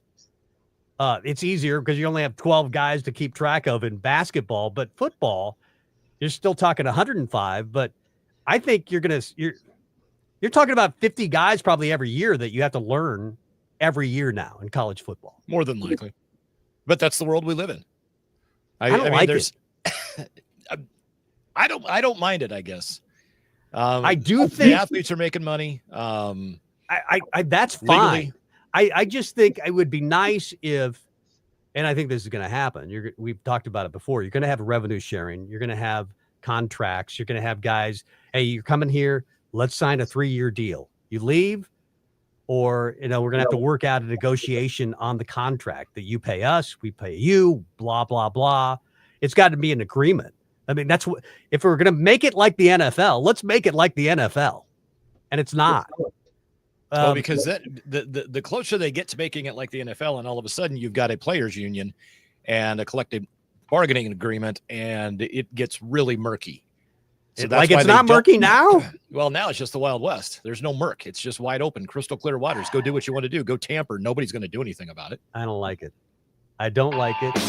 I mean, I like the fact that I think it's to the advantage of Nebraska to win more this way. I really do. I think Nebraska is going to have the money via the Big Ten. The Big Ten is going to allow Nebraska to pay, $145,000 or whatever it is per player, and then add NIL to that. There's not a lot of schools that can do that outside the Big Ten and the SEC. I think that part of it will help Nebraska. I just don't like how it's currently structured, because it isn't structured. There is no structure. Exactly. Let's get the break. Come back with more. We have already had BC. Let's have Steve Sipple on. Husker Online. We'll have Steve coming up next.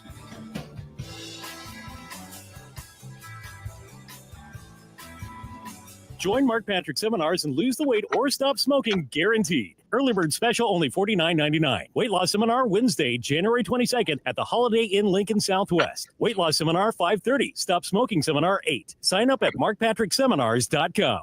Wesley Financial Group is not a law firm. If you own a timeshare, don't miss this public service announcement from Chuck McDowell, founder of Wesley Financial Group. If you receive an unsolicited phone call or mail piece to discuss selling, renting, or especially canceling your timeshare, don't fall for it. If you really want out of your timeshare, hang the phone up immediately or throw that mail piece in the trash and contact your timeshare resort or Wesley Financial Group for assistance with your timeshare. As the only Inc. 500 timeshare cancellation company, our knowledge, experience, and results has made Wesley a trusted resource for over 40,000 families we've helped get out of their timeshare. Give us a call, and I'll send you our timeshare exit information kit free with the straight facts about your timeshare and all of your options for cancellation. Call for your free info kit, 800-771-1300, 800-771-1300. 800-771-1300. Judge Napolitano here. The verdict is in. I've personally seen what goes on in D.C., and we could have some real challenges ahead. Congress can't stop spending money, the Fed can't stop printing money, and our national debt is increasing $1 trillion every 100 days. That's a wealth-destroying pace. Your dollars will buy less, and your retirement could be worth less. That's why gold is so important. It helps hedge against wealth destruction. Hey, Steve, how are you? Led me to gold, and that led me to over 25 years of experience, Good. How are you doing? reviews, and a 24-hour risk-free purchase guarantee. I encourage everyone to call Lear for their free $3,200 gold report at 800-927-2400. There's no obligation, just free education. And ask how you can qualify for up to $15,000 in bonus gold. Call 800-927-2400. That's 800-927-2400. 800-927-2400. We'll talk about football. When students struggle because they are hungry or fall behind because they lack school supplies. A caring adult can make all the difference. Especially someone from the community. Someone who knows the students. And the obstacles they might be facing. At Communities in Schools, our site coordinators surround students with a community of support. To ensure that they have everything they need to engage in learning. We go all in for kids, all day, every day. To learn more, visit communitiesinschools.org. I like the local news because it doesn't get into all these politics. Get today's top news in sports directly to your inbox. Sign up for the Daily at KLIN.com. Because he wrote about it. Back to Husker Rewind with Tom Stevens and Mike Melby. They're storming the floor. I'm going to play this Tim Miles has punched our ticket. Making Husker free fans. throws. It's time to twerk. Let's go dancing. On 1499.3 KLIN. Especially when we got the bonus. I thought we did a better job of not settling it. It wasn't real pretty there those last 3 minutes, but we just wanted to milk the clock and shorten the game and continue to guard. And I thought we did that for the most part. And then our guys did a good job of stepping up and making their pressure free throws. And this team's done a pretty good job all year getting to the line. And, we're going to have droughts. I mean, it's just, how we're built. As long as we guard on the other end, we're going to give ourselves a chance and continue to get to the line to find a way to get some points. That is the one thing that you can do. Knock down your free throws. You're going to have a lot better chance of winning games. A couple of years ago, they couldn't make free throws to save their life. And now there's a team, they're shooting almost 80%. That's absolutely crazy. Impressive. It is crazy. Seriously, I've seen a lot of Husker teams that couldn't shoot. Nobody on the team shot 77%. Yeah. And now the whole team's shooting that. It's unbelievable. Now joining us on the Summit Lawns talk and text line from Husker Online, Mr. Stephen M. Sipple. Sip, how fun was yesterday? Were you ever worried, or did you just know that Sam Hoiberg and his attitude and grittiness was going to lead the way? Yeah, Sam played well. A lot of guys played well.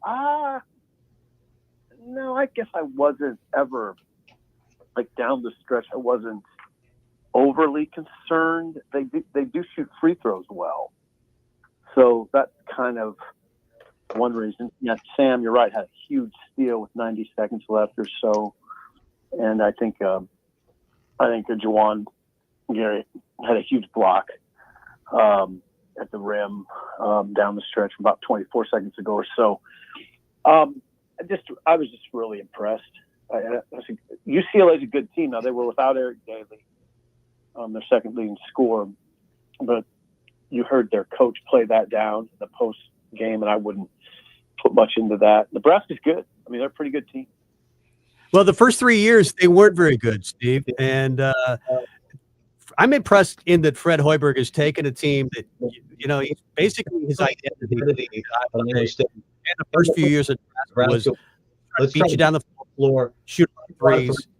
And then he decided, you know what? If you can't beat him, let's play the Big Ten. Yeah, he's gotten bigger. They play defense. He can shoot 32% and still beat you. I never thought I would say that about a Fred Hoiberg team, ever. He adapted for sure. And I like this team he put together. It's big and it's veteran. And he wants to stay old. He wants his rosters to stay old. I like the size. I think you have to be that way in the Big Ten. You got to be pretty athletic. You watch these games like today, these games, it's sort of remarkable to me how rough they are in the paint. You got to be tough, and those guys are. Burke, Mia, all those guys. They're tough dudes. This is a tough team. I mean, Raleigh's a tough guy, former football player. Andrew Morgan's tough in the paint. You got to be. Sam's tough. Sam's a tough kid. He got that rebound late, just ripped it out of the big man's hand. Fred has definitely adapted, and I think he's got something here. I'm not saying they're going to win the national title, but I just think they'll challenge. To be in the middle of the pack and get another NCAA bid. It looks like that type of team to me. Sip, I want to ask you something. You'd mentioned about the watching games today and the guys in the paint and how tough it is. Brooks Barnheiser for Northwestern in the paint earlier today lost 2 front teeth. Yeah, I didn't see it happen, but I saw that he lost 2. That was one of the games I was watching. If you watch Illinois, they're really tough in the paint. I think it's just the Big Ten. I mean, that's what it is. It's the football league is a physical, it's known as a physical league, and the basketball is known as a physical league. And again, Fred did a good job of constructing this roster with players that fit it. I mean, Juwan fits it.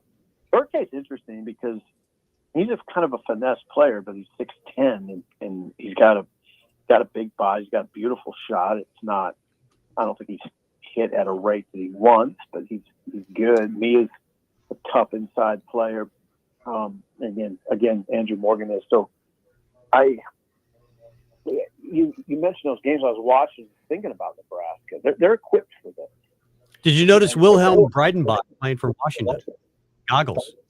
Good God, really? Yeah, 7 points today. And they're better. I mean, I watched Illinois today. That's the 22nd ranked team in the country. Nebraska's every bit as good as Illinois. I almost like Nebraska a little better.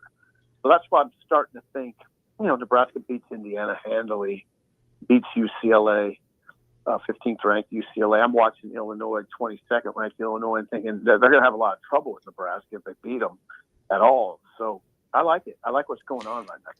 The one thing you mentioned, Burke Buchtengel, and the one thing, his game is not a Big Ten game, but he plays it with a Big Ten attitude. That's the one thing that I guess I get out of the way he plays. Jesus, that's a good way to put it. It really is. He's kind of he's a overseas player, kind of plays like that. He's really smart, though. I like a lot of overseas players. He's very basketball savvy. And what I really like about him is he's got a beautiful looking shot. And if you notice, the release is really high. It's always going to be hard to block. He's going to make a lot of money. Yeah, I think they're going to be in the top 25 probably this week. So at least have a chance. So we'll see what they do against Iowa. They got 4 games. They got Iowa, then they're at Purdue. I think that it's Rutgers and Maryland after that at home. Is it 2 out of 4? Sound good enough for you? The next 4? The next 4 at Iowa, at Purdue, Rutgers, at Maryland. Yeah, 2 out of 4 you'd be doing pretty good. 2 out of 4 would be great, actually. It's going to be hard. You're going to have to kind of grit one out. Iowa's most likely, obviously Rutgers at home. But of the Iowa away game, Purdue away game, and Maryland away game, I would think Iowa would be your best shot. I mean, Maryland's off to a good start. I don't think they're that good. Where would you rank PBA as far as home court advantages in college basketball? They've won 20 in a row. That's like top 5 in the country. I mean, top 5. I think there's a couple of teams that are like 28, 29 in a row, but Nebraska's right in there with 20 in a row. Yeah, I'm not the foremost expert because I haven't been to a lot of. I used to go around, kind of back in the day, the Danny Nee era. We traveled a lot at the Journal Star. I don't travel as much anymore, or hardly at all. So I'm not the authority, but I can't believe there'd be many places better. Yeah. There, comes to mind obviously Kentucky, the Blue Blood. I mean, Kansas. Yeah. The Blue Bloods. If you just look at Blue Blood, Michigan State, even I think qualifies. Mackey for sure. The Purdue Arena, but Nebraska's. It's captivating to me how good it is. It's kind of a jewel that probably people don't think about a lot, which is just fine. Ed Foley, he's out. I guess it's not a big surprise to me knowing that Matt Rule said there's going to be a complete overhaul of the teams. The bowl game. How surprised are you that Ed Foley is gone? Well, not surprised. I just don't know how you could be surprised, given the extreme nature of the struggles. What I always say, I say it a lot. When there's extreme circumstance, when there's extreme struggle, when you have 10 kicks blocked, when the numbers in the other areas are extreme in how bad they are. when my experience is when it gets extreme, that's when guys get fired. And so, no, I'm not surprised. Now, the one thing I wonder is if he will stay on the staff in some capacity, which I think there's a chance of that. Maybe a decent chance, but there needed to be a new special teams coordinator. I don't think hardly anybody would disagree with that. Anybody who looks at it in any kind of objective way.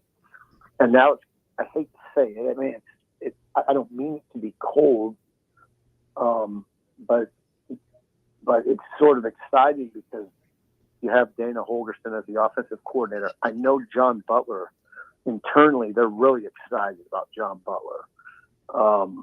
And now you have this great opportunity to hire you can say dynamic special teams coordinator. So let's see what happens.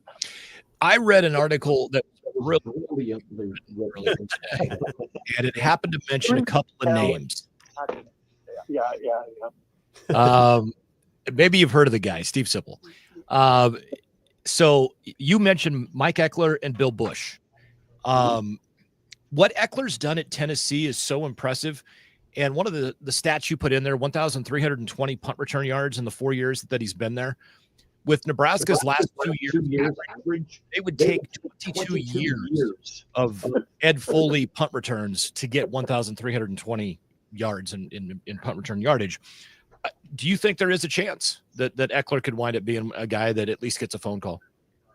Yeah, I do. I think there's a chance. I mean, Mike would take it. I better be careful what I say here, but yeah, Mike is his mom and dad live in Fremont. He has a good job, and I think people are sort of surprised when I say I think he there's no doubt in my mind. Listen, and my guess is if he got a good offer. This is my educated guess. I know Mike. I've known him for a long time. I think he'd make the move.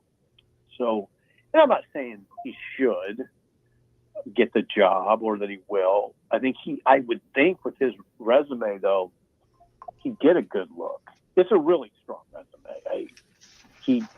If you just look back at 2021 when he went to Tennessee, he whipped around their special teams.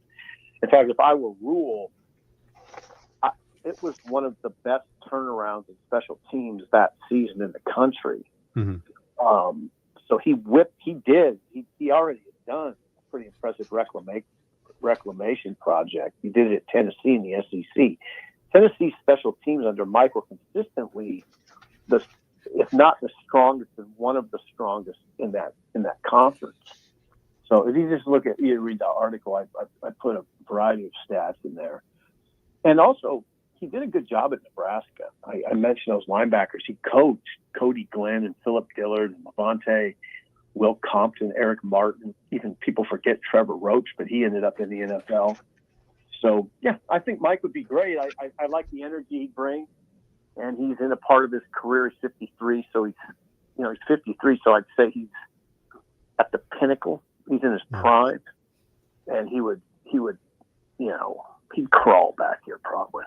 Steve Sipple, Husker Online, our guest. It felt like maybe Matt Rule hired guys that he knew before. Ed Foley had a long-term relationship with Ed. Satterfield, kind of the same thing. And then he went outside the box. He hired Tony White without a big relationship there. He did know Dana Holgerson. You feel like now he's more willing to go outside his box and hire guys that he doesn't know? Well, it gets that way sometimes when you're up sub 500. Yeah. You start looking at life a little differently. So yeah, I mean, now by the same token, I never mind it when head coaches hire people they're familiar with. That has always made sense to me. I mean, I think I would probably tend to do that. Just familiarity can be a good thing. All the flaws, all the good part, everything. I mean, it's good. I don't mind it, but some of those hires, with the benefit of hindsight, were questionable, and they didn't get the job done. They just didn't. But Satterfield, I love him. He didn't get the job done though. He just didn't. It looked a lot better than Holgerson. Foley didn't get the job done. He didn't. I mean, I always say, and I probably said it to you guys 2 years ago. When you asked me about the staff, I said, well, I like giving them 2 years. I like giving assistant coaches 2 years before I really, I think you need 2 almost to get a great feel. And we got a good feel. We got a good feel for some of these guys, and it wasn't what you needed. So, the stats are the stats. They just didn't get it done. Sip, the portal has been kind to Nebraska. We knew we were going to lose a lot of guys. We got to get down to 105. Sunbelt Defensive Player of the Year is on board. Nebraska's got another solid defensive back. I just saw some highlights of. One of the biggest needs yet to be addressed, though, is offensive line. What are your thoughts on, are they going to make a splash or two in the portal on the offensive line? What are you hearing? Well, I mean, they tried. And that conversation's not over, I'll tell you that. It can't be. No. Yeah, they don't have anybody. They lost a guy from Washington State to Wake Forest who followed Jake Dickert, his head coach at Washington State. I can't pronounce his name. Neither can I. They lost Isaiah World to Oregon, the Nevada tackle. Those were the most high profile guys. Now there's a couple that jumped in the portal. A kid named Elijah Pritchett from Alabama, I think jumped in yesterday, and there's a kid named George Fitzpatrick from Ohio State. Those are 2 tackles. Pritchett's really high profile. Didn't have a great year at Alabama, but was, I think, the number 11 ranked offensive tackle in his recruiting class. And Fitzpatrick is a kid from Inglewood, Colorado, who has spent 3 years in Ohio State's program. Actually, has played 13 games this year in a reserve role. I'd watch those names, Elijah Pritchett and George Fitzpatrick. Do you think we'd be done if we get 2 offensive tackles? They're done. Oh, I don't know about that. I think it's close, though. Okay. I think you're getting, I think they're 13. They wouldn't go much higher than 15. You're right. Yeah. Maybe 3 or 4 more. Steve, we love everything. Right, and everything you do on the radio. You're fantastic. You don't need to say that. I really. Well, that's true, though. We sometimes lie, but we're not this time.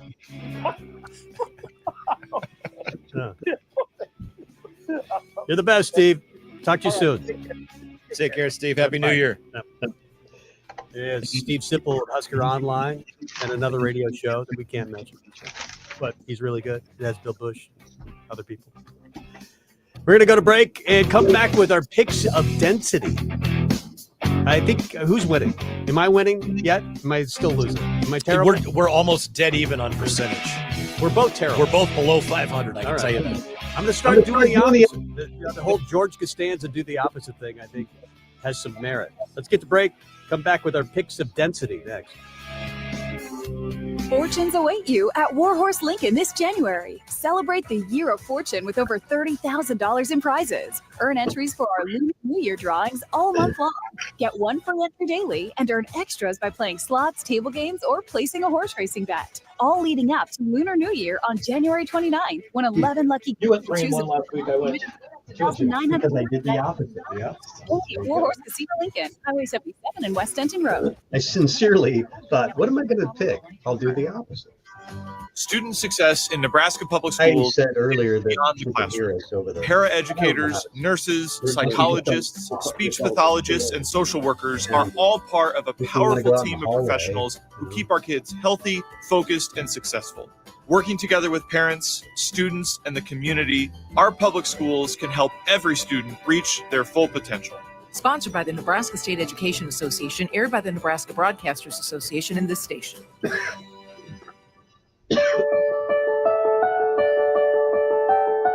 Hi, I'm Morgan Fairchild, and I am a lifetime lover of animals. I've rescued every pet I've ever had, so I know firsthand that when you adopt a shelter pet and make them a member of your family, it not only enriches you and your family's How many lives, games are you doing? but that of your pet's life as well. Oh, what are we going to do? We'll do CFP. The champions at American Humane have been helping Dame, animals Ohio for State, more than 140 years. Texas. Whether certifying the humane treatment of farm animals, rescuing animals caught in disasters, Nebraska, Iowa. ensuring the safety of animal stars on screen, Maybe a or couple of protecting our planet's endangered species, they go above and beyond. to further their mission and make the world a kinder place for animals.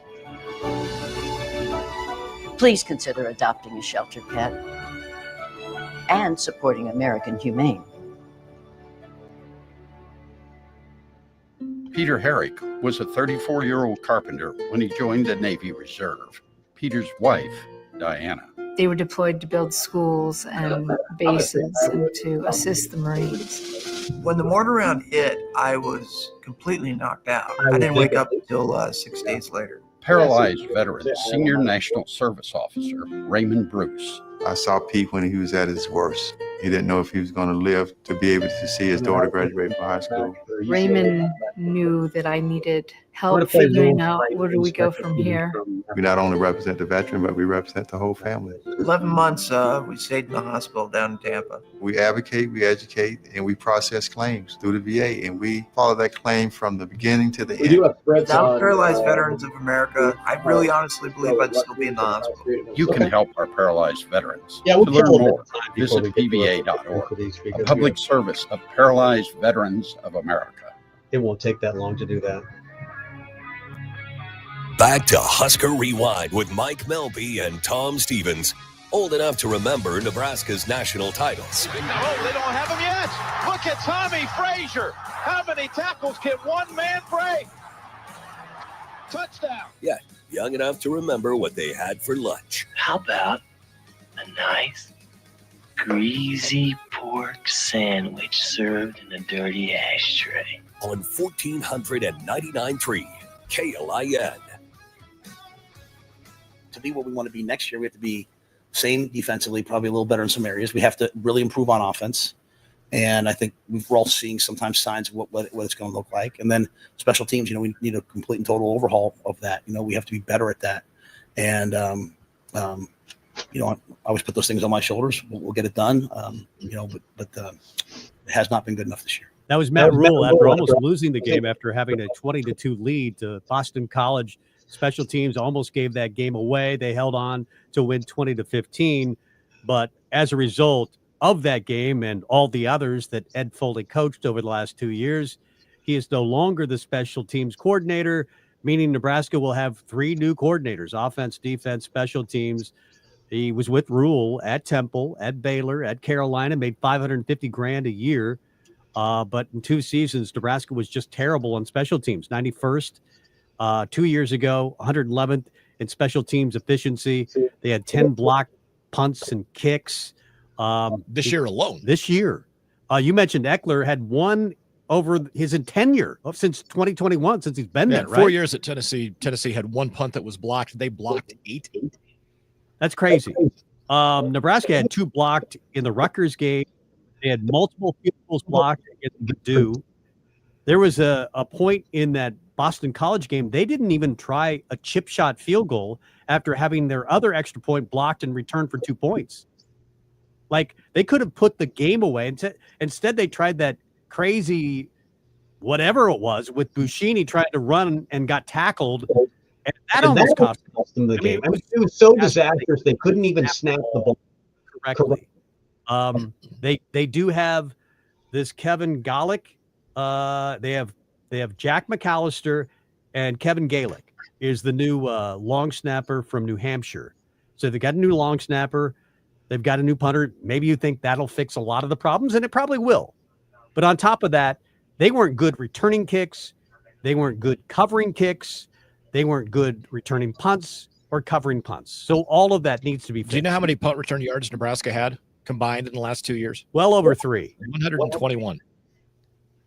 Well, that's more DeMornay than 3. Pearson-L had more than 121 punt return yards in a single game, I think. We always do the Santino Panico joke. Yeah. From now it could be IGC. Yeah. And when he tried to fair catch one against Iowa, he couldn't. Yep. And it cost them the game. Yep. So they're finally doing something, and they really had no choice. I'd be happy if they chose Bill Bush, who's a Nebraska guy, who works radio currently with Steve Sipple. I doubt it will be Bill Bush from Pender, but that was the last time Nebraska was in the top half of the country in special team stats.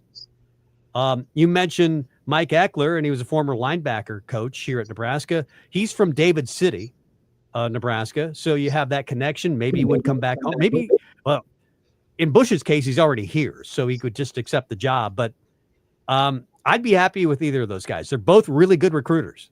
I think they would both be very good gets for Nebraska. I do too. It'll be interesting to see who Matt Rule ultimately winds up given that opportunity too. But the bottom line is there's nowhere to go but up. That's the key thing. Yeah. So that's where usually where the ball goes up, and hopefully up through the uprights if you're the special teams coordinator, or up to the the holder, and then he puts it down on the ground and the kicker kicks it through the uprights. Let's get to the picks of density. It's time now for the picks of density. Cause it's a pick!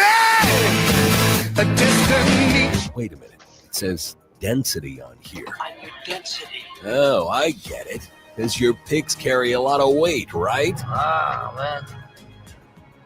That's so heavy. All right, let's roll with it. The picks of density. Last week, we basically just took the 4 college football playoff games. Yep. I went 2-2. You went 3-1. Woohoo! And I think That's overall, the first time we're this year I think I've gone 3-1 or anything close to that. I think we're both at like 471 for a winning percentage. I seriously did the opposite of what I thought last week. It worked. Yeah. Well, I'm gonna try it again. All right, this week we're going to do 5 games. Let's start with college football playoff. Okay. And go Ohio State, Texas. Buckeyes are a 6-point favorite. I like everything Ohio State is doing, which is crazy because I hated everything Ohio State was doing less than a month ago. But we all thought they were the best team in the college football. They spent $22 million on their roster and NIL. And then I think they got big heads and they lost to Oregon. They lost to Michigan. They got angry, and then they recovered from that. They already had the best talent. They already had the best offensive coordinator in Chip Kelly. They put it all together. Then they got angry, and they started blowing teams like Tennessee and Oregon out. I think they're the best team in college football. I think they'll show it again this week. I'll take the points. And Ohio State. I'm going to take Texas and the points. I can't. I dislike Texas immensely. But I just wonder about a little bit of a letdown. I mean, I get Ohio State's on a roll, and maybe they carry the momentum through and dominate and roll. But I think Texas makes this a lot closer game, and I think they stay within the touchdown. Jeremiah Smith, by the way, is the best player in college football. Yes. He started at 17. Yeah. I mean, he can't even play in the NFL for a couple more years, and he's going to be the best player in college football for 2 more years. Yep. Does he win 2 Heismans, though? Oh, easily. Easily. Bino Cook used to say that. Oh, yeah, he's going to Ron Paulus and Jeremiah Smith both will win 3 Heismans. Penn State, Notre Dame. Notre Dame favored by 2. Penn State, I know they've had an easy road. They had by far the easiest road to the semifinals. SMU overmatched. Boise State completely overmatched. I think their advantage is actually on prep. Notre Dame has 2 less days of prep because of what happened with the terrorist attack in New Orleans. They had to move it a day. They already had a day advantage. Now they get 2. I think that's going to be a big benefit to Penn State. I'm going to take them. I'm going to take Notre Dame. Yeah, I think they cover. I think they're the better team. I just think the prep is a big benefit. Okay. Let's go to tonight, a game that I know you have a lot of interest in.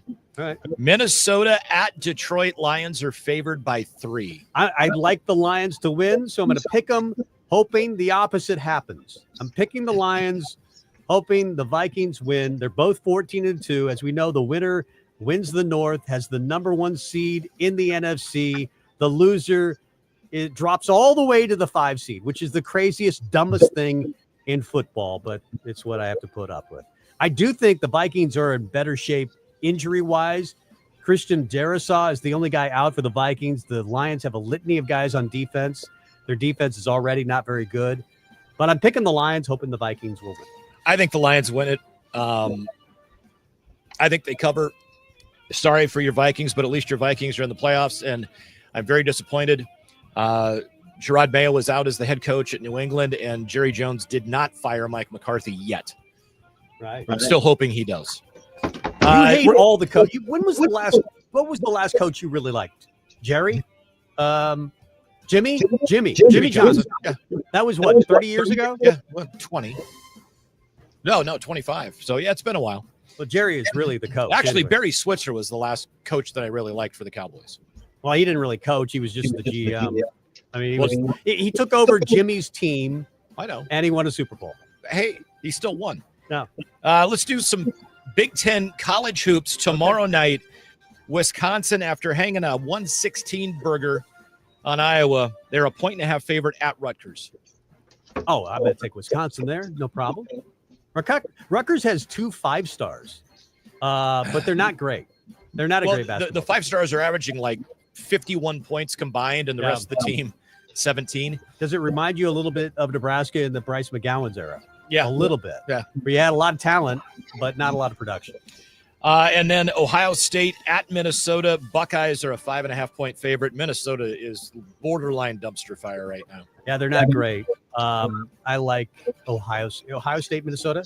Yeah, Ohio State, Minnesota. Yeah, Purdue just beat Minnesota by 20 the other night. I like Ohio State. Ohio State's pretty good. Yeah, I think they are too. Yeah. I think they'll cover the 5.5. And I'm actually in that Wisco-Rutgers game. I'm going to take home court there. I'm going to take the Scarlet Knights. All right. Yeah. Don't know if Steve Pikeal is going to make it past this year because he's going to have 2 one-and-dones. And I think in this day and age, you're better off, even if they're a 5-star, you're almost better off. Duke has declined in recent years, getting the best high school players in college basketball, but now everybody's getting the more experienced 22, 23-year-olds and beating Duke. Yeah. With less talented players. We just saw that kind of yesterday with Nebraska. Yeah. Get older, more experienced players, you'll win. You'll win. Yeah, the average age is, 57, and like 6 of Nebraska's players have got grandkids already. That's the way to go. I think in Connor's case, no, not Connor Esigian, but Raleigh Wooster has a kid, right? He's married and has a son. Well, like Brian Buschini, married with a family when he came here. So you want a 35-year-old dad with 6 kids. That's what you want. That's your starting point guard. That's what you need. We've all played that guy that'll back you down in the YMCA league. Yep. Those guys will kill you every time. Got to congratulate Cam Jurgens. Oh, yeah, big time. He made the Pro Bowl. He's really good, as it turns out. Cam Jurgens made the Pro Bowl. Of course, he was drafted there with Kelsey already, the center. They made him a guard for a while, and it's worked out for him because he moved to center once Kelsey retired, and now he's made the Pro Bowl. I don't remember the last offensive lineman in Nebraska to do that, but I think back to the greatest offensive lineman.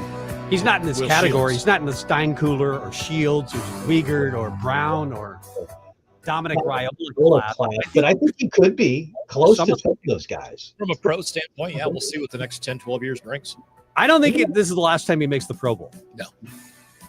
I mean, he was a tight end when he was at Beatrice. And, hey, Scott Frost was smart in seeing that he wasn't a tight end. He wasn't a tight end. He was a center, and he was a really good center once he got through the snapping problems, which were bad for a while. Fun show. It was. Let's do it again next week. Hopefully Nebraska is undefeated in basketball this week, and we'll talk about it next Sunday night at 5 o'clock. See you guys. See you.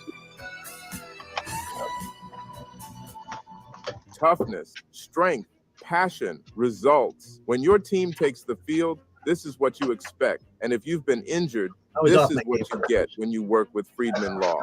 We battle it out in the courtroom with the same toughness, strength, and passion for injury victims. Friedman